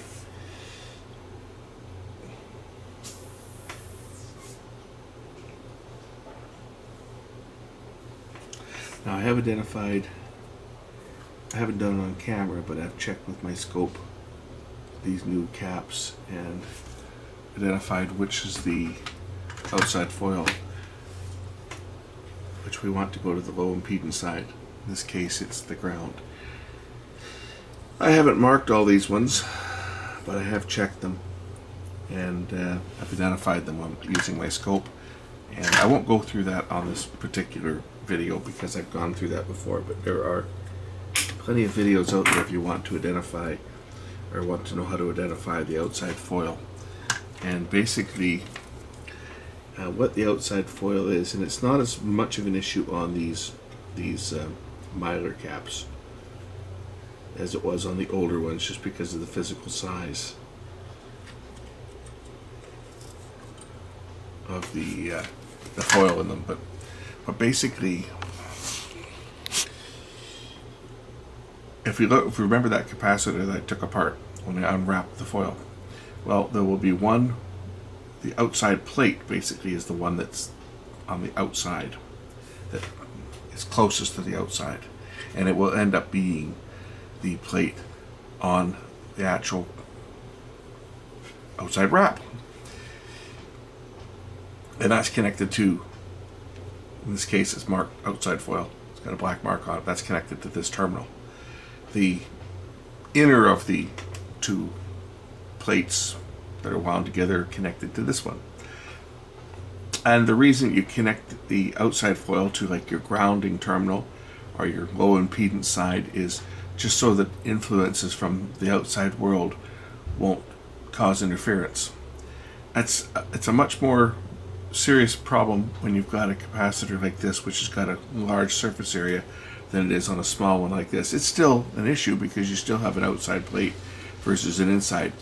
And I've shown it before how to do it. There's other videos on the net, including one fellow that even actually built a little machine that he'd hook it up to the leads, and it would tell him, or would go to his scope, and it would switch them back and forth automatically so that he could see which one was the outside lead. And basically you just hook your scope probe across it, and one will have more noise than the other, and the one that has more noise is the one that's connected. Like when you put your scope across your two plates, for example, connect your ground to one side, connect your probe to the other, and look at the interference that's being received, the RF, so forth, that's being picked up out of the air, and then reverse the two, and one side will be higher than the other. Well, the one that is got the highest reception of unwanted noise is the outside plate, or the outside shield, or whatever. I've done it already on these caps here. Some of them you'll see a black mark on because I've gone through and I've marked some of them with a Sharpie. Other ones I haven't, just because I've tested them all in the bag and found that they're all the same. Basically, if I haven't marked it with a mark on the right side, it's the with respect to the label, it's the left side is the outside plate. But the odd time you'll get ones where it's on the right side, then it's just due to labeling. The capacitor came out of the machine and it got flipped around while it was being manufactured, or some brands the outside foil will be on the right side, and when I've identified them, I've marked it. So some you'll see with a black mark, I'll just put a little black dot on it, or a little black mark, so that I know what it is. Others I don't, and if I don't, it's because I've tested them and they're on the left side. So it's just for my own reference. So that's why I'm not showing it. I could go through that again if I wanted to show you guys how it works. I've done it on several other radios. If you watch some of my other vintage radios, I've gone through how to do that. And as I say, there are other videos out there on YouTube where the other guy goes into very good detail on how to identify it and why it's important. And it was more of an issue with these large physical size caps than the new ones. But if you are trying to make the radio as absolutely sensitive as you possibly can, and you're trying to restore this thing to the absolute best quality, best sensitivity that you'll ever get, then yes, it will make a difference. And I try to keep them going in the way that the others came out for that reason. As far as sensitivity goes, for me, I'm not going to tune this up. I'm not going to put it on function generators and RF generators and sweep generators and stuff and tweak the IF. I'm just going to replace the capacitors. This is my radio, and as I say, it's more for show than anything else. As I've explained before, I don't power these things up and listen to them on a daily basis. You know, if it gets used, you know, one or 2 hours a year, I will be really surprised. It's more to show it off. I have a number of them on display, and you know, if a friend comes over or something, says, "Oh, a nice old radio, does it work?" Yeah, you want to take a listen to it, and we'll plug it in, we'll hook it up to an antenna, and we'll tune in WWV or tune it around the broadcast band, and take a listen to it, and that's about it. So as long as it puts out sound when I'm done and it receives the local stations, then I'm happy. This is restoration basically I'm doing. It's just to preserve the tubes and the transformers and coils. This has to be done, right? So, and that's why I'm also not going with the highest quality capacitors. If I wanted to, I could go and order some and get some really high-end capacitors and pay $5 or $6 a piece for them. But you know, that's completely unnecessary for what's going to happen with the radio when I'm done. I want it to work, but if it doesn't work to how it came out of the factory, I'm not too concerned, because I'm not going to be using it for that. Right? I have other radios. If I want to listen on the shortwave band and listen to international broadcasts, which are pretty much a thing of the past these days, unless you want to listen to the God channel, you know, there's not a lot on shortwave. All the big broadcasts I used to listen to as a kid, I used to listen to Radio Australia, Radio Havana, Cuba, you know, and all the others around the world. BBC, I used to listen to BBC, Radio Australia, Havana, you know, Cuba.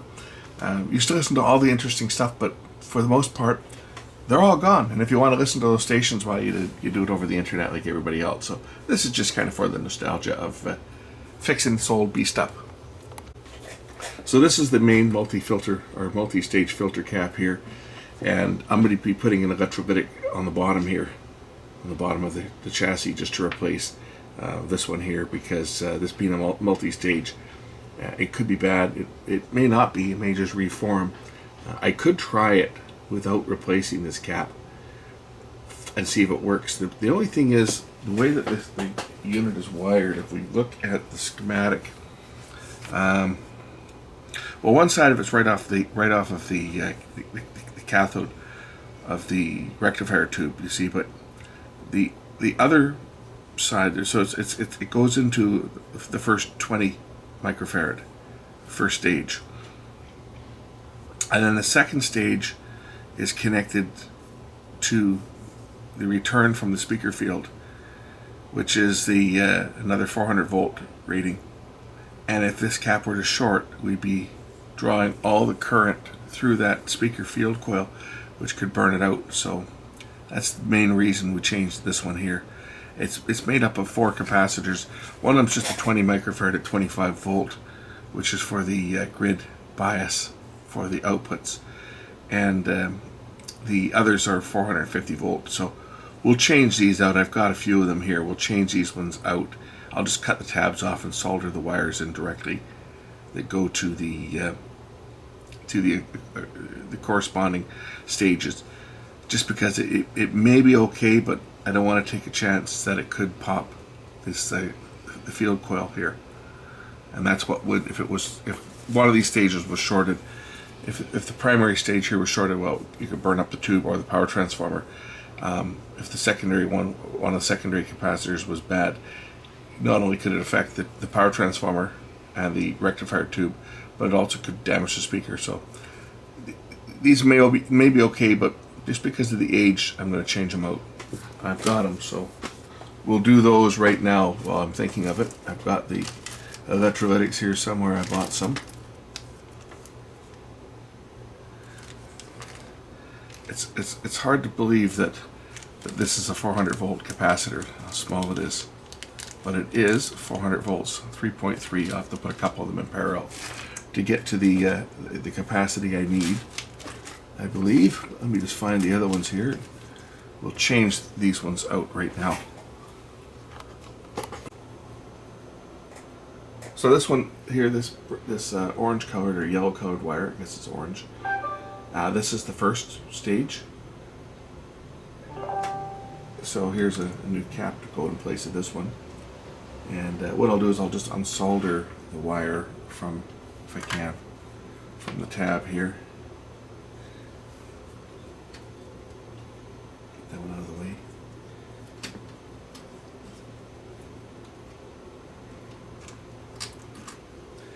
Okay, so that one's done. This is going to go to the positive terminal, and I'll put some heat shrink tubing around here just so that it doesn't short out against anything. That's what I didn't get. I didn't buy any heat shrink tubing. Damn, I got some. I should have got some more though. But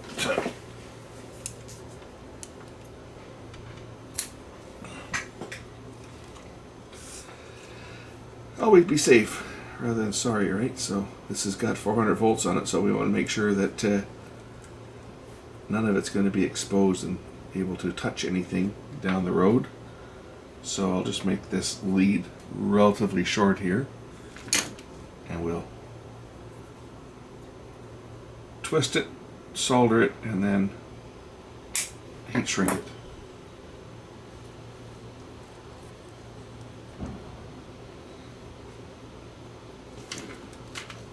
I'll do the same for the other one on the other side. In case you're wondering, this is the 25 volt cap. These ones here are all the 400 volter sides to it.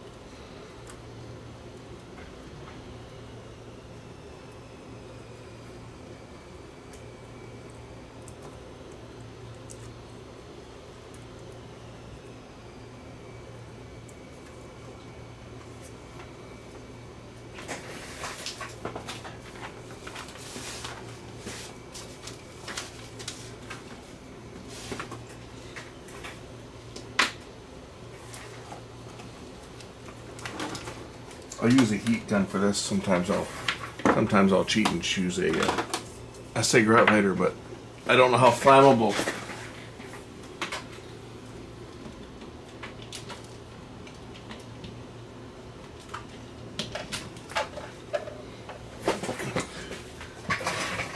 I don't know how flammable the anything is in here. This insulation might catch fire, so we'll use hot air.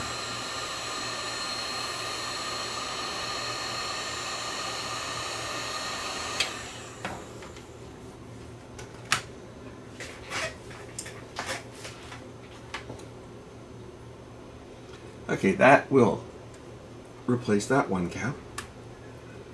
This other side I gotta ground it. I just gotta find a good place to connect it to here that's grounded. Maybe I'll take this other one and replace it at the same time, and then we'll ground the two of them together.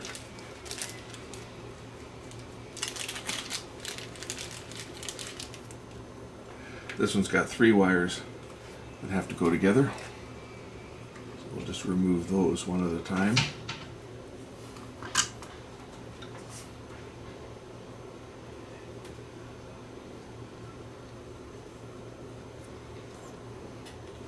See, doing it this way, it keeps the radio looking original. I know some of the guys that restore, they'll actually pull the old can out and they'll open it up and they'll gut it, and then they'll throw 3 caps inside inside the unit itself, and that's another way of doing it. And then they'll put the old one back in. Like they'll open it up, remove the contents, and then put it back in the chassis. And I'd say that's one way of doing it. It's accomplishing the same thing. It's not really a big deal. Having the a new cap underneath.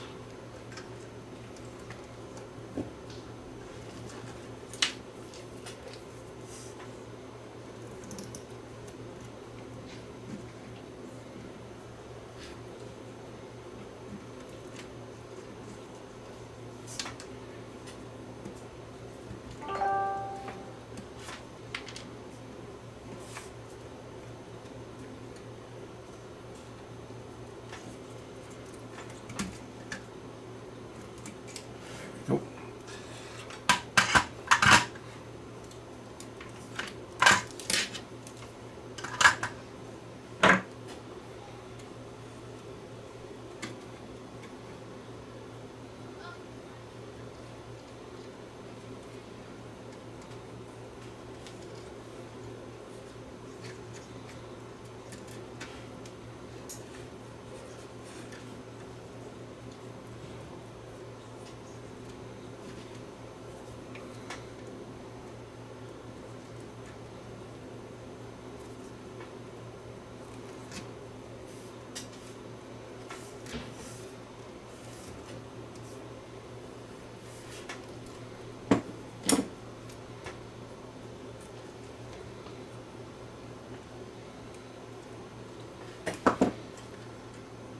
Going to have the 2 capacitors join onto this one, and then go to ground.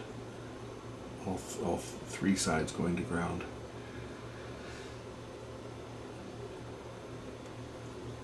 Maybe I'll connect this one up here. Got to get some heat shrink tubing in there around these wires. Okay, for one side of the filter, I just grounded it along with this other bypass cap here, which I tacked onto the original ground. We can just tuck this one up out of the way out here, so that wire's not going to touch anything. The other filter that went over here, I'm going to take this cap that I put the heat shrink tubing on, and I'm going to bring this one down here, and I'm just going to connect this one up to the spare ground tab that's there, and that'll get this one out of the way as well. And then just route the wire back up out of the way and ground that one right there.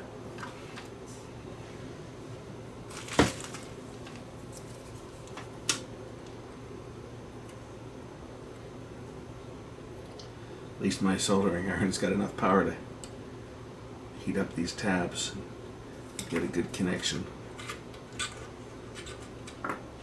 That's not a problem, but trying to solder it down to the chassis would certainly be problematic. So there, I've got 2 22 microfarad.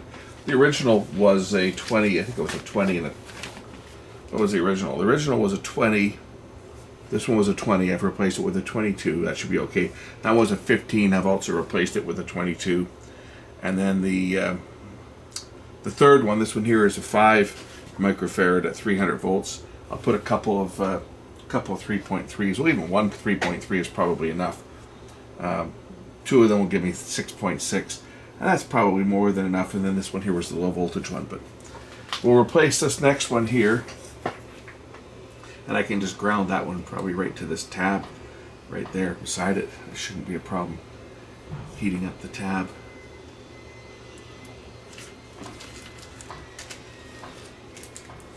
Maybe put a couple of them in parallel just so that I've got at least as much capacity as the original ones. I've got 4 of them, so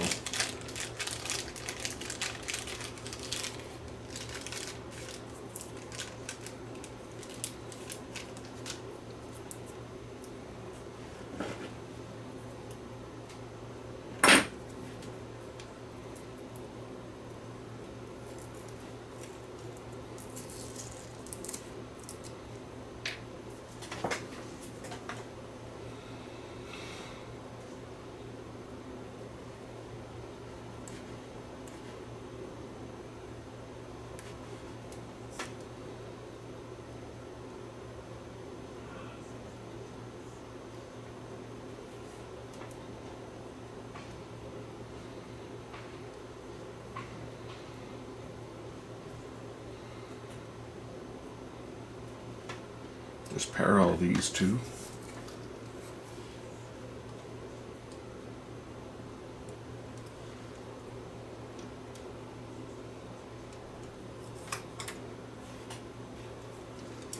That goes to this yellow wire.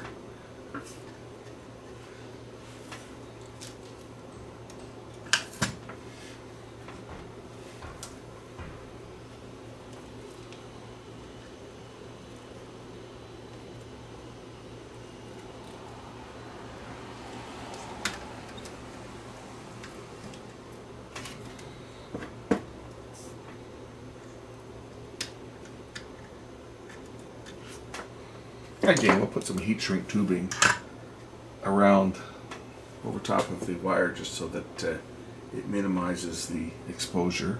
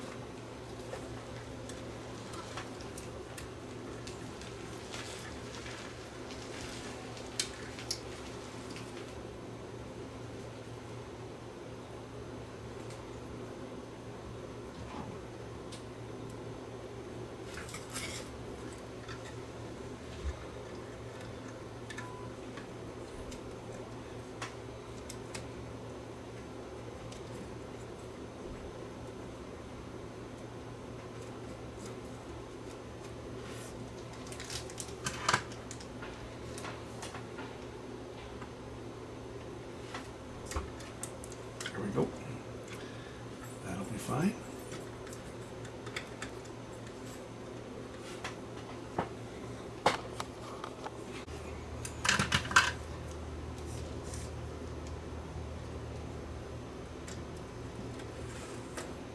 This is the low voltage side of the can here. See, I know that because I've got the wiring diagram. So 30 microfarad, 25 volt to this one. This being the bottom of the chassis, this being the top. Here's our tuning control and stuff, right? So it makes it easy when you've got the original print. And I got the entire manual, which is, see, that was a bonus.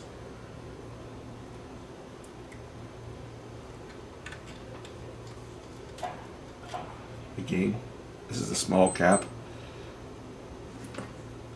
And once again, I'll just put some heat shrink tubing on here, just to make things a little more safe. Not that the cap with rated at 25 volts probably won't have more than about 10 volts on it, but we'll do it just for keep things constant here. Prevent any possible trouble going down the road. One thing that's nice about this one is that none of the wires have had the insulation fail on them, which is always a concern when you get units that are old like this, is that the insulation could crack, fall off the wire, but I haven't had any of that.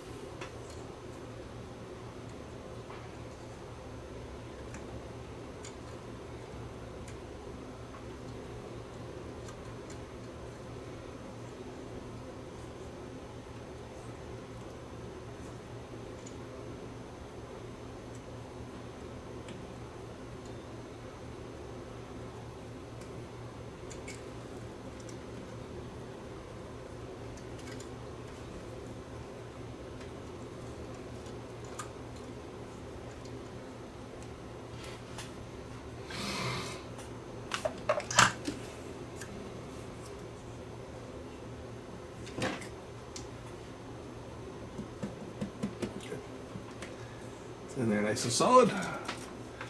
Okay, concentrate on some of the other paper caps. There's a few more that I need to do. Looks like there's 1, 2, 3. I'll probably have 5 or 6 that really are critical. Some of them more so than others. Some of these ones on the switch here are going to be really tough to get to. Maybe even have to take the switch apart, take it right out of the chassis. I don't want to do that. I really don't want to remove the switch. I'm hoping I can just cut the cap out and get another one in there. But we'll take care of these other ones up here first. The ones that are easier to get to, like on the volume control and the tone control and stuff, even though these ones aren't real critical as far as causing damage to the radio goes. These ones here are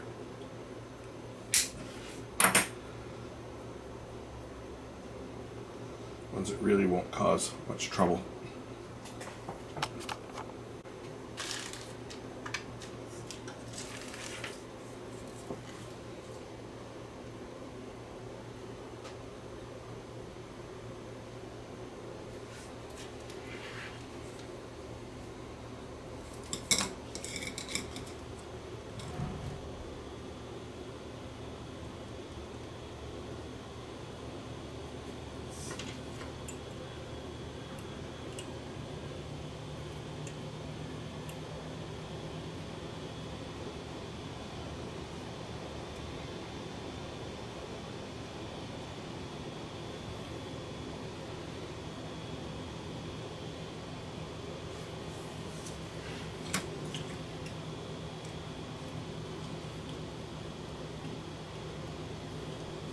This is the tone control, this one, so not real critical. I got one that's fairly close in size. It's not quite the same as the original, so it'll change the tone characteristics of the tone control a bit.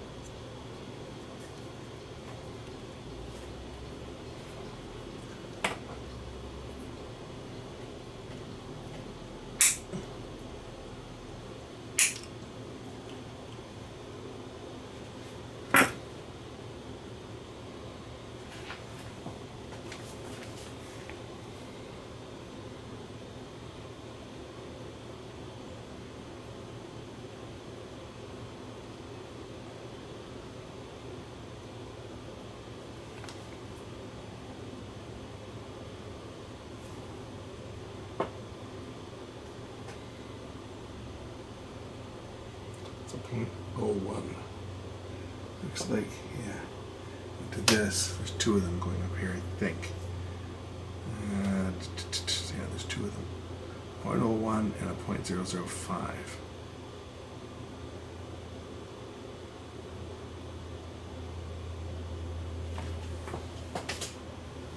Then go to this one here, this terminal.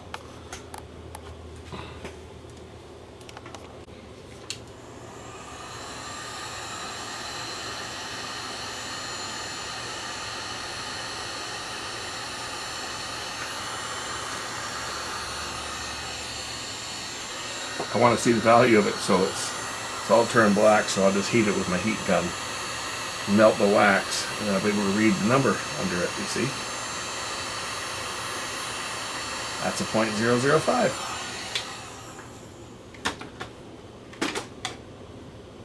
For those of you that can't see the number, if the wax or if the capacitor is so dirty and the wax is so dirty, just throw some heat on it. It'll become very clear. 0.005, so 0047 is what I'll be putting in there. At 500 volts, well, mine's 630, so we'll be okay.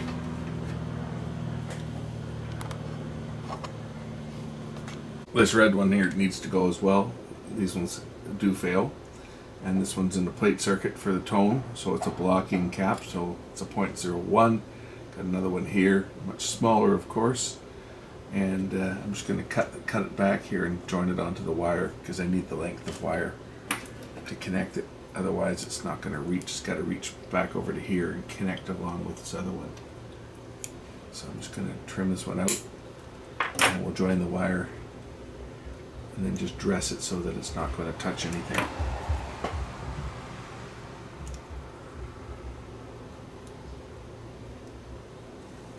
This one has been replaced before. Looks like it was replaced when this was serviced at some point in the past.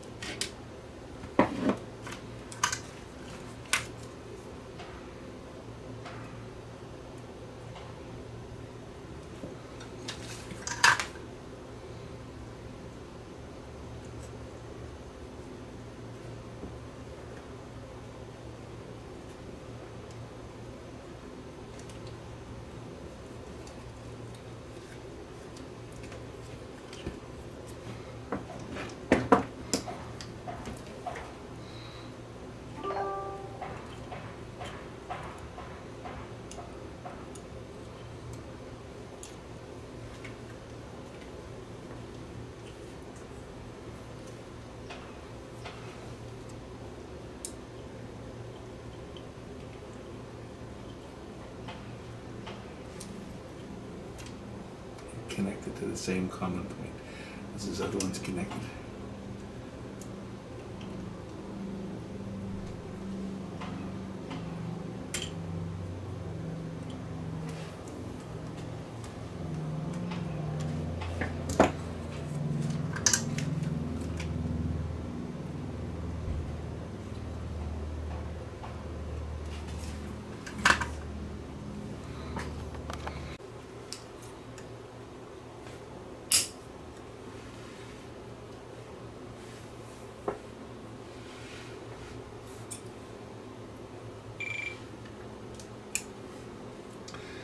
Comes up to this coil here.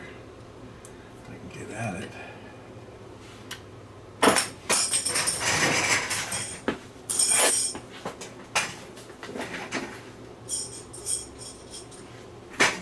This is where the awkward ones are to get to.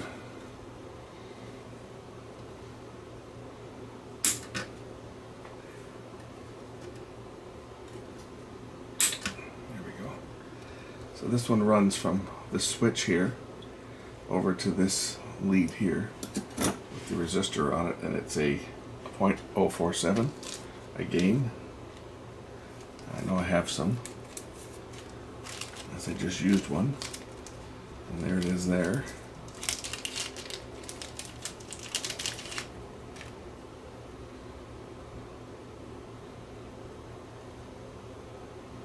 I'll probably put this one in here like this.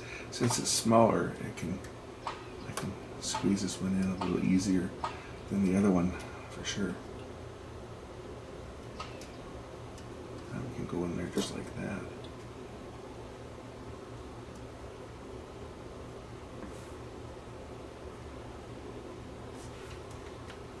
And then of course make sure it's not touching anything once it's in place.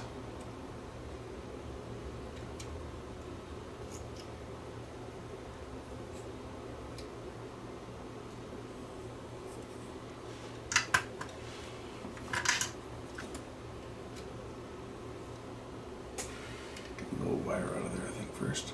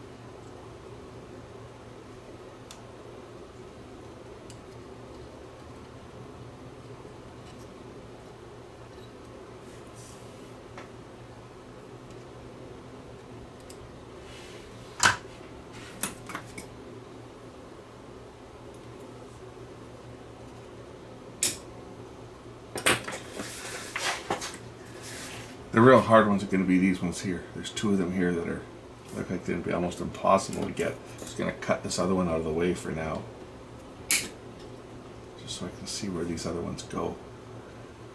Jeez.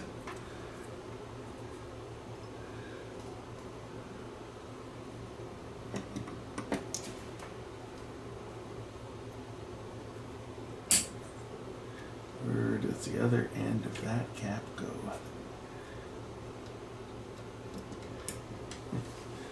It's a wire that comes way down to here. Actually, it looked harder to get to, but it might not be so bad. The other end of the wire comes down right to this lug here, so that one might not be as bad as I first thought, actually. It looked ugly to begin with, but it's looking less ugly now, because that's where it goes, I think. Yeah, it goes way down here.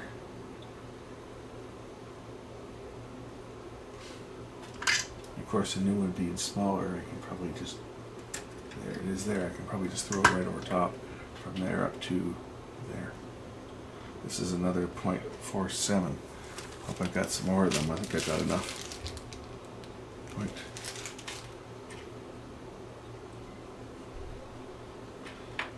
.0047.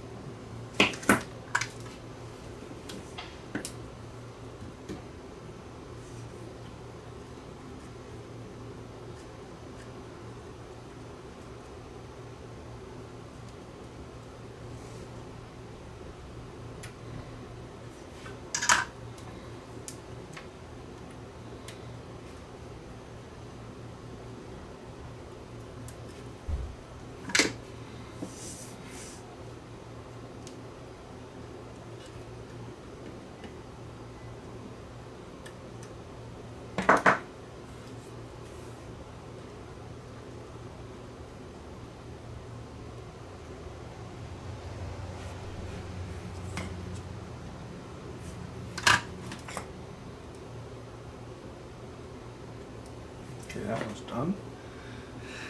This other one here might be tougher to get to. There's another one here that's buried. These are the two hardest ones, I think, to get to. Another one over here, but I think this one should be relatively easy to get to. But there's one right here on the back side of this switch. I can't even see where the other side of the wire goes. It's all buried down in here with all these wires that go to the different coils, you know, the different taps. So I really want to be careful when I do this one, because one wrong move of the iron and it's going to destroy the coil, and then you got a real problem.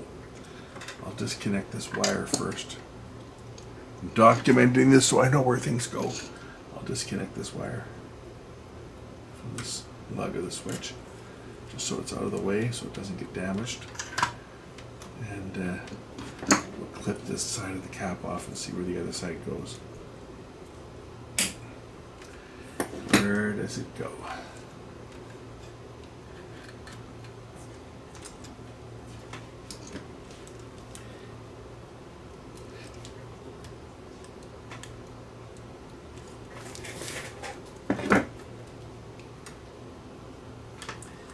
Yikes.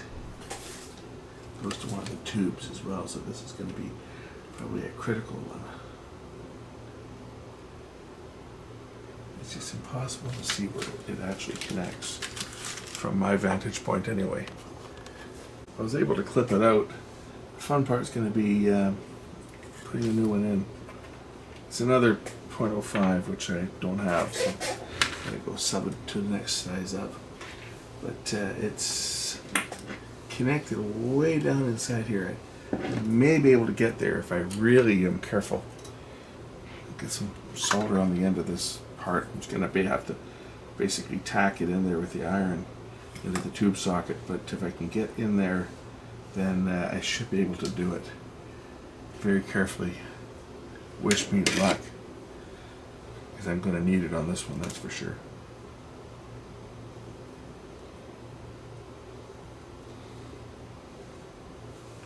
See if I can get the part in there and just hold it in place and get the iron in there to heat it up. I can see the pin.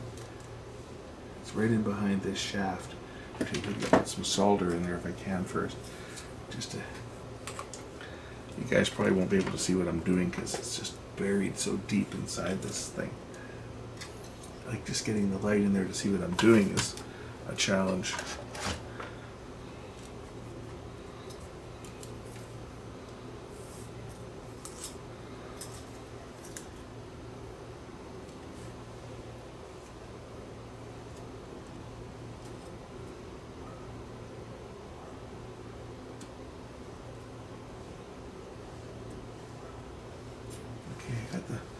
Got some solder to flow on the actual tube socket.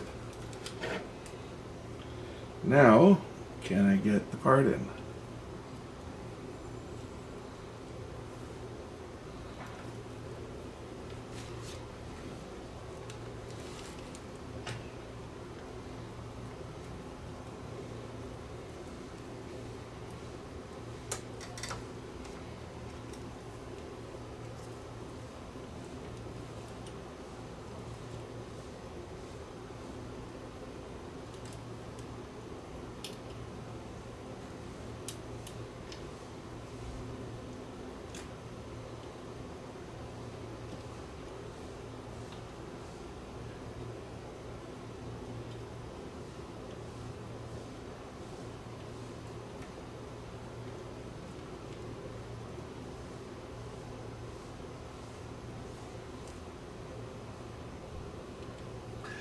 Yet. This is proving to be a little more of a challenge. The proper way to do this would be to take the switch apart, but that's not going to happen. No way I'm taking that switch apart on this thing. I have a hard time getting it back together.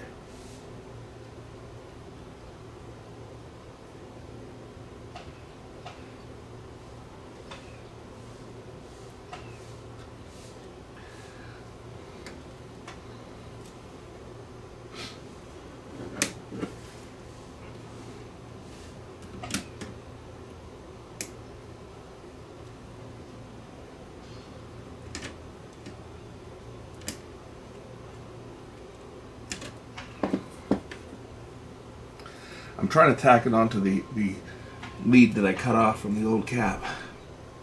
That's what I'm trying to get to, is the lead from the old cap. I've got solder on it now, so hopefully I can get the new part in there and just get it to stick. I won't be able to twist it or anything on this. It's just too deep inside that set to do it. I'm just hoping that I can get enough solder on the actual wire here that I can stick them together and make a good connection. I might have it. I might have it. I think I got it. That was a fun one, that one. That went to that lead there.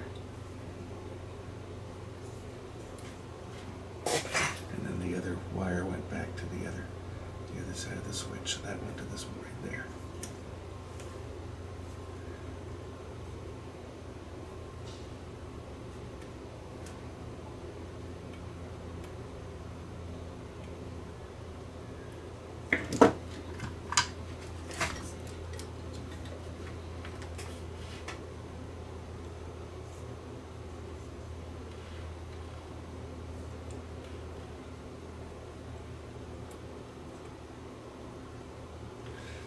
Wire went back to this one.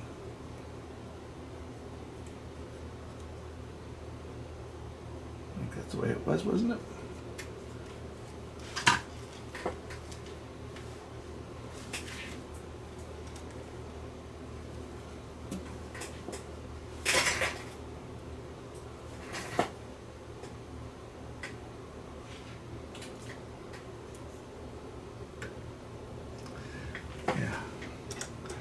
I think I got it.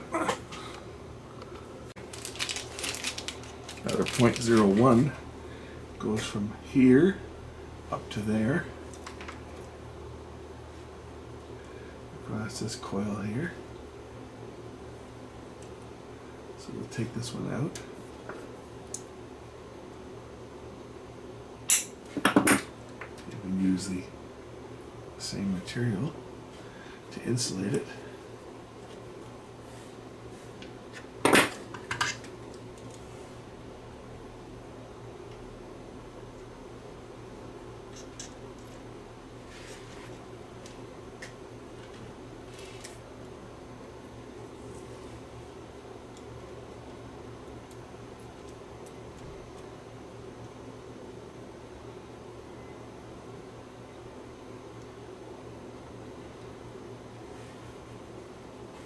And that one will reach quite nicely right to that switch.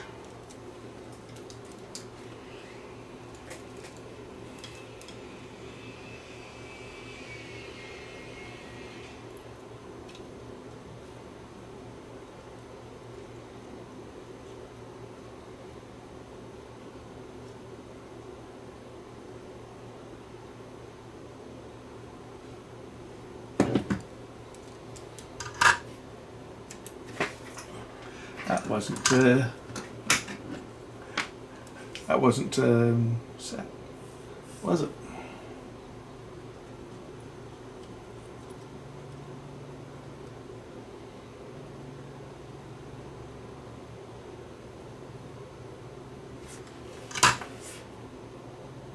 Okay, I think I've got two left to do. One big one here and one down here, the antenna input. And that should do it for all these paper caps. As I say, I'm not bothering with the mica ones. I know the mica ones do go bad from time to time, but they're not as typically problematic as the paper ones were. The paper ones, the failure rate on them is like 100%. This big bugger here is, where is it going?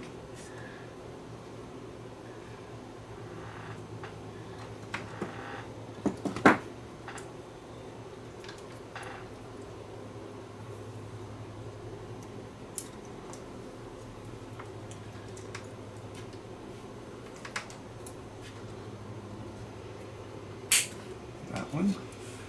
And where's the other side go to this?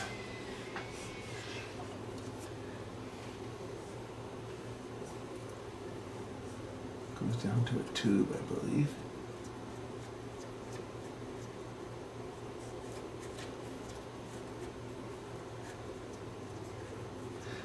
You'd think the wire would break off, but the wire is actually broken off internal. The end of this cap came right off. Gives you an idea how bad these were. Like the end of that cap came right off.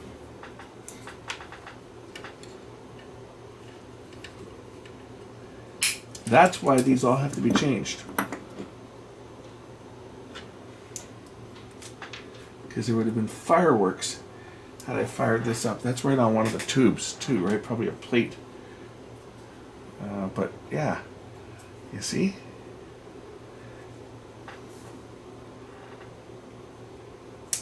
It just came right apart. What is this? This is a 0.05. Let's get that one and replace that one.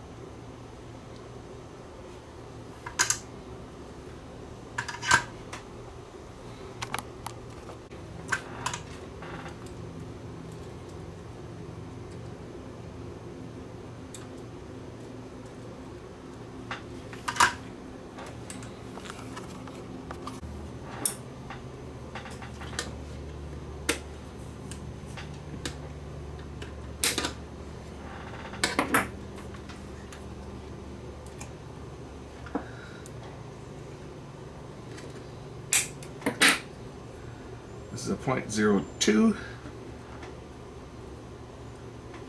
Find one of those. I'm sure I've got one. Better have one. Wouldn't it be funny if it was the last one I needed and I didn't have it? I should have a 0.02? 0.022. I should have one of those. Or something that's close enough. 0.22. No, that's not good enough. 0.022.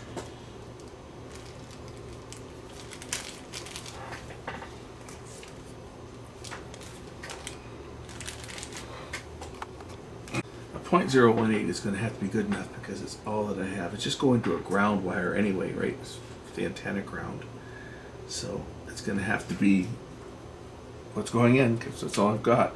They didn't have any 0.022s at the store. The closest they had was a 0.018. So that is going to have to do for this. I think it shouldn't be a problem. It's just a ground for the one of the coils in here. It shouldn't make too much of a difference going from a 0.02 to a 0.018. We're talking 2/100ths of a microfarad. I don't think that'll be too much of an issue. What is more of an issue here is will it reach? Oh, it's just going to reach. Excellent. I have to bend the leads a bit there. I don't like to do that on these because you can break the seal if you're not careful, but I didn't bend it that far.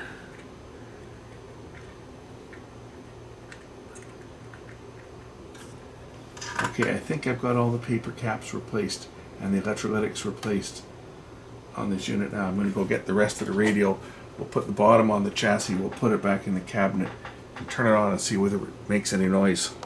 One thing I did neglect to get, which I had meant to, but I totally forgot, and that was light bulbs. 6-volt bayonet mount light bulbs. I'm sure they're burned out. That one for sure is black. That one might work. But I was rushed when I got down there. Every time I go to the parts store, you're always rushed. Like they rush you out the door. Like they don't want you there. You walk in there, what can I get for you? You know, what do you need? And they're grabbing all your parts for you. And it's almost like they say they want to get you out the door to get on to the next customer. You don't go in there to chit chat, that's for sure. And you go in there knowing what you have to have, because they want to get you in and out of that store as fast as possible. And when that happens, you always forget something, right? I totally forgot about the light bulbs.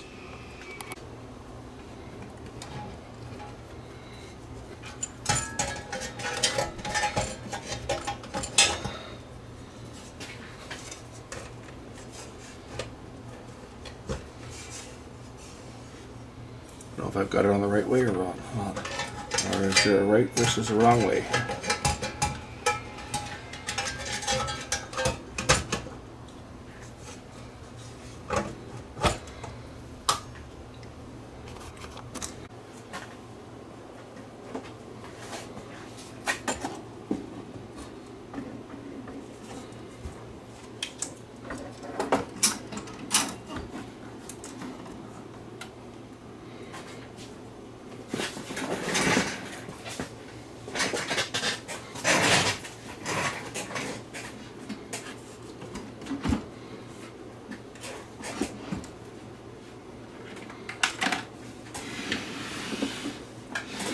Poking through the front, which they are. Excellent. Can't put the bolts back in to hold it in place. I'll get a finger tighten these in for now. I just want to hear if this thing makes noise. If it makes noise, I'm happy. Total cost on the parts I put into this. Well, I spent 80 some odd dollars on parts, but I did buy myself another little one of those $18 capacitor kits and a $21 roll of solder, because I'm getting pretty low. So bought myself another half pound, I think, or pound, no, one, I guess about a 1 pound, 500 gram roll of 60/40 solder. Put the antenna screw back in.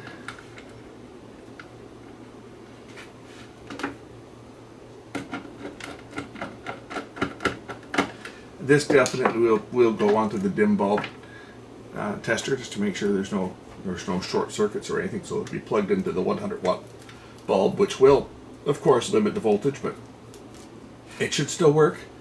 I don't see any serious defects with the power cord, although it is ancient, so at some point I'll replace the cord, but for today we're going to test it with this original cord. Are we going to try this together? Okay, got the power on to the dim bulb. I see a little bit of glow. Are we going to get any sound? Let's turn up the volume. I don't see any excessive current. The dim bulb is glowing dimly. Are we going to hear anything?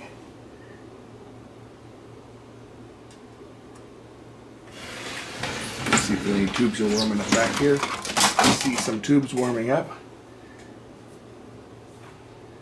Yeah, I see light on the tubes. One of the panel lights is working too. Knock down my MP3 player. I don't hear any sound yet. Actually, it looks like both the panel lights are working, which is amazing. Oh, wait a minute, I hear something.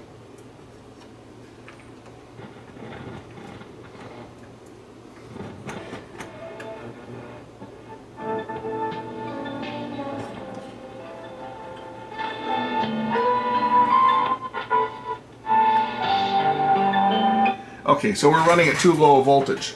So, we know it's going to put out some sound.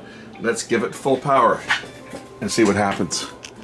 Turn down some of the lights in here so that we can appreciate the display that lights up on this. And it does light. Both lamps are working, both sides. Controls need to be cleaned. Oh well, I'll do that again at some other time.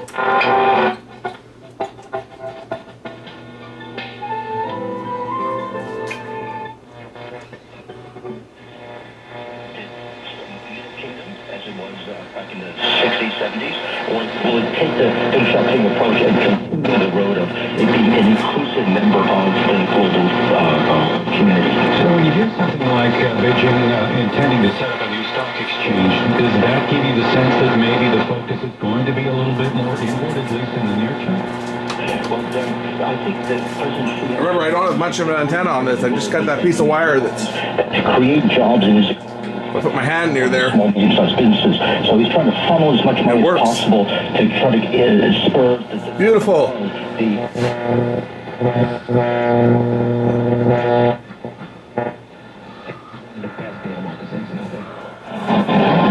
Ulysses in that, he was cool. He's sweet and women. But he was a weird dude that his quirks. Oh, we miss him.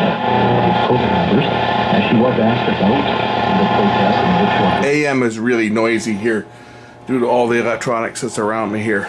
Like, it's bad. In the house here, it's really bad.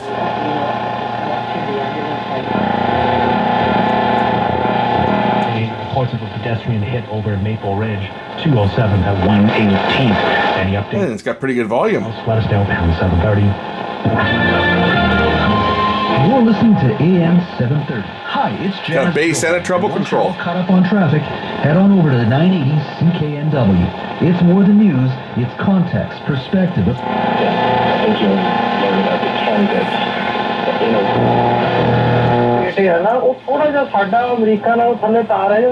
Of course, that station's going to come in good. Let's try my test channel.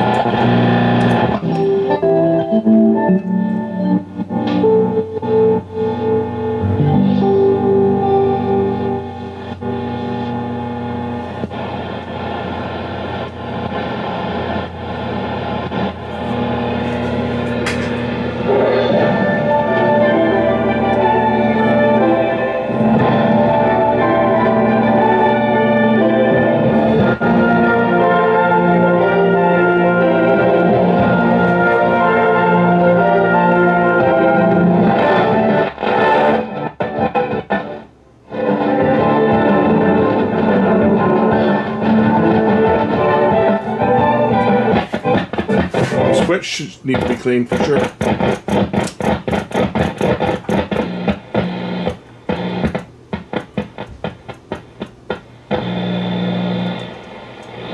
Now for shortwave, I definitely will need an antenna on it. I don't expect to pick up anything whatsoever. It's got a phono input on the back too. Could plug some music into that. Probably a magnetic cartridge input though, more than likely.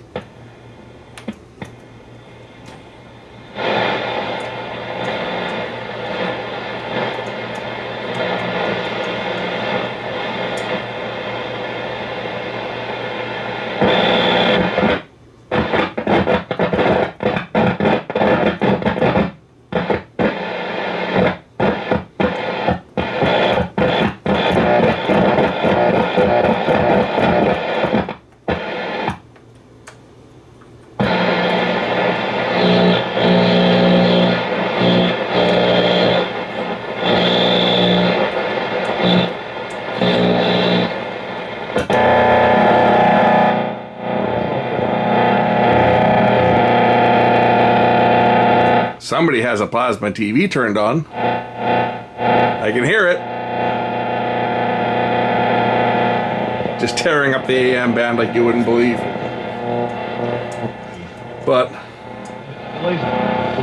Eastbound as well, also expected. Over to the Pacific Bridge, King George McBride Boulevard doing fine. Brunette westbound in front of Columbia, still a touch busy. Cleanup stages of the crash on Brunette westbound at East Columbia. Right lane should still be blocked off. The Fort Main Bridge is... I'm just putting my hand near the antenna, right? All right, small delays. Because it's just a piece of wire running around the inside of the cabinet. And Highway 131 Obviously, eastbound starts to get a lot of fun after 2:32, which is to say it's not fun at all. It's where the congestion. if I put an external antenna on this thing, it would pull everything in. 4 more eastbound delays from Mount Lehman all the way up to about Sumas, and then eastbound opens up after that. Westbound starts to get...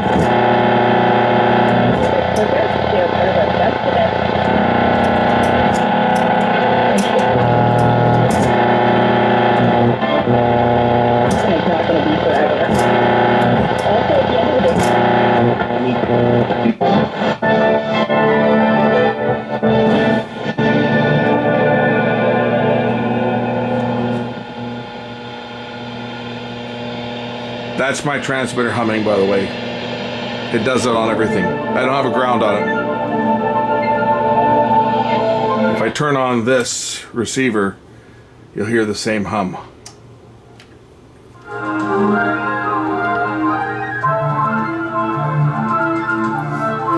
Quite a difference. So here's my Pioneer receiver on AM.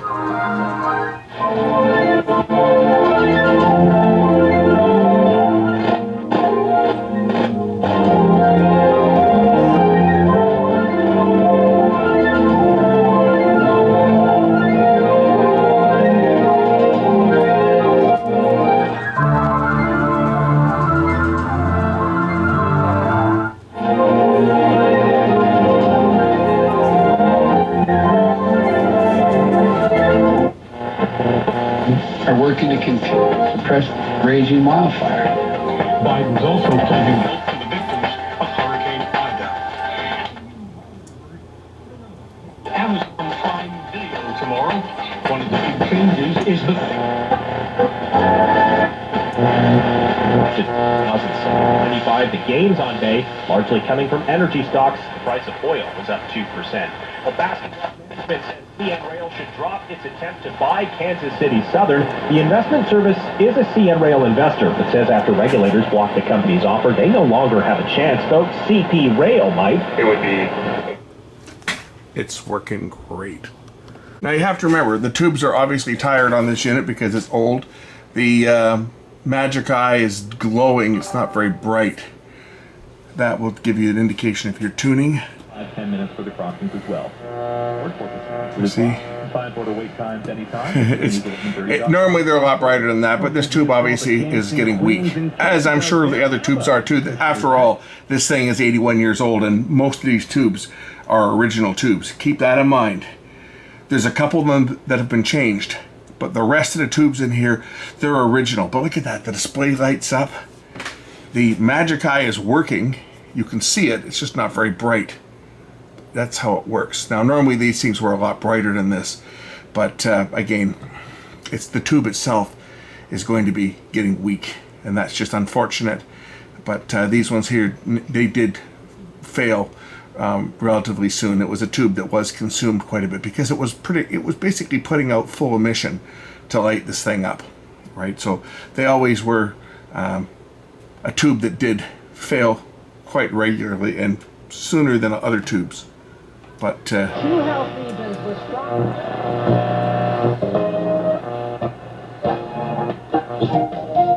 there you go. There's that strong signal. The jobs report. See, what happens on this is the phosphorus gets weak, right? So this signal being really strong, because it's, I mean, the transmitter, it's only 400 milliwatts, but the transmitter is literally sitting in the same room as me. So this is going to be the strongest signal this thing's probably ever going to see. And of course, there's a little bit more emission on that phosphorus because normally the whole tube lights up green, right? And it's just that the ends get closer together for the stronger signal. So normally this tube would light up bright green, but because the whole entire tube is always lighting up bright green, the phosphorus gets weak. So now you see what I mean, right? I'm tuning in a real strong signal and the ends are lighting up just because, well, it's not burned as much as the rest of it. Look at that, hey, cool. Anyway, hey, I'm very happy with this score. I'd like to thank the client that gave this to me. I'm not going to mention their name, but anyway, I'll be sending them an email, and they wanted to see the restoration work, so I'm going to send them an email and let them know, hey, I got the old radio running. As you can hear, it sounds great. And we've preserved another piece of radio history. We've preserved another one. Goes into my collection, and hopefully it'll be in my collection for a while, and hopefully when I'm gone I'll pass it off to my kids, which probably will say, what do I want an old antique radio for? I say, because they're cool. Thanks for watching. So if you're watching this on the free channel, and you know who you guys are, there's a longer version of this radio. I've condensed it down just for time, but I will be releasing a longer version showing more of the restoration, more of the changing of parts and stuff. There'll be a little bit longer version that will be released for my patrons to watch this old radio get restored. I'll let you guys see it, look around the back, and then we'll close this video off. And there's the look around the back. All the tubes glowing away here. Original. I think that's a Westinghouse too. That's an original. Is that a Westinghouse? Yeah. So original. More than likely, at least they're Westinghouse. Well, those are GE. So those may not be. Those may have been replaced. But these ones for sure. I'm sure these ones are original. Impossible to find these, that's for sure. These ones. I have some. I have a few of different values, but those ones are pretty much obsolete. But yeah, there it is. So I'm going to clean the switches on this and finish the reassembly. For the Patreon viewers that are still kicking around here, we'll clean the controls just for you guys.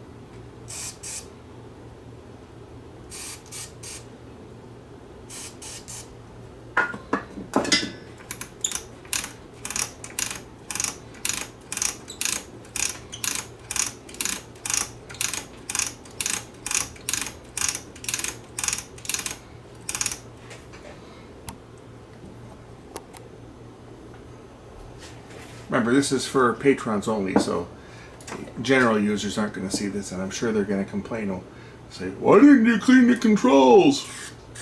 Like so many of them do. Because they don't see what goes on behind the scenes when the camera's not running. And I put the camera on just for my Patreon viewers.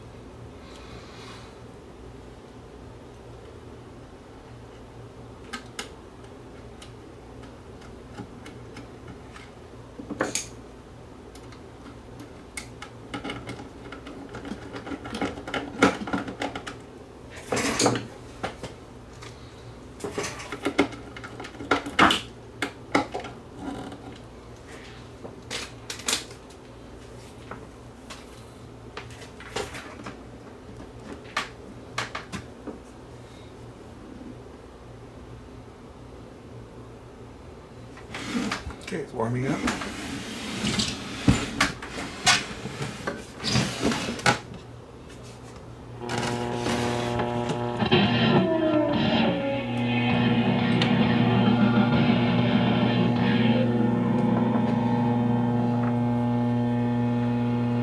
Yes, that transmitter does hum like crazy.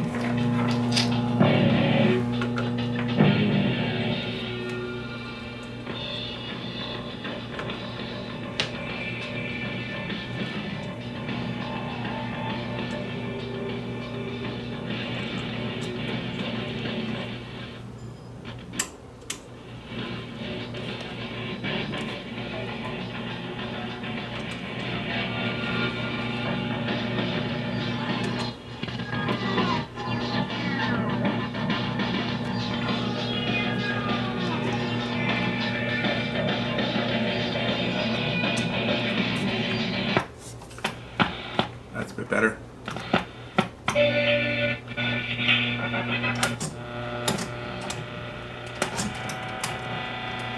Buttons are sticking out a little bit, but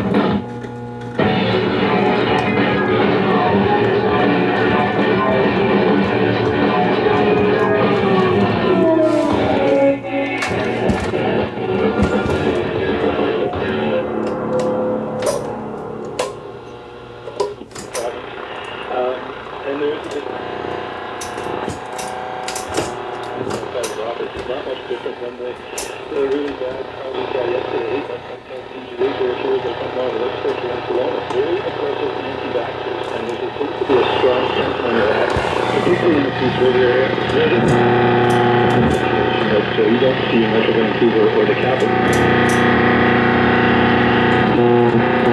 Future of shift demand. Look for the supply crunch. Very good.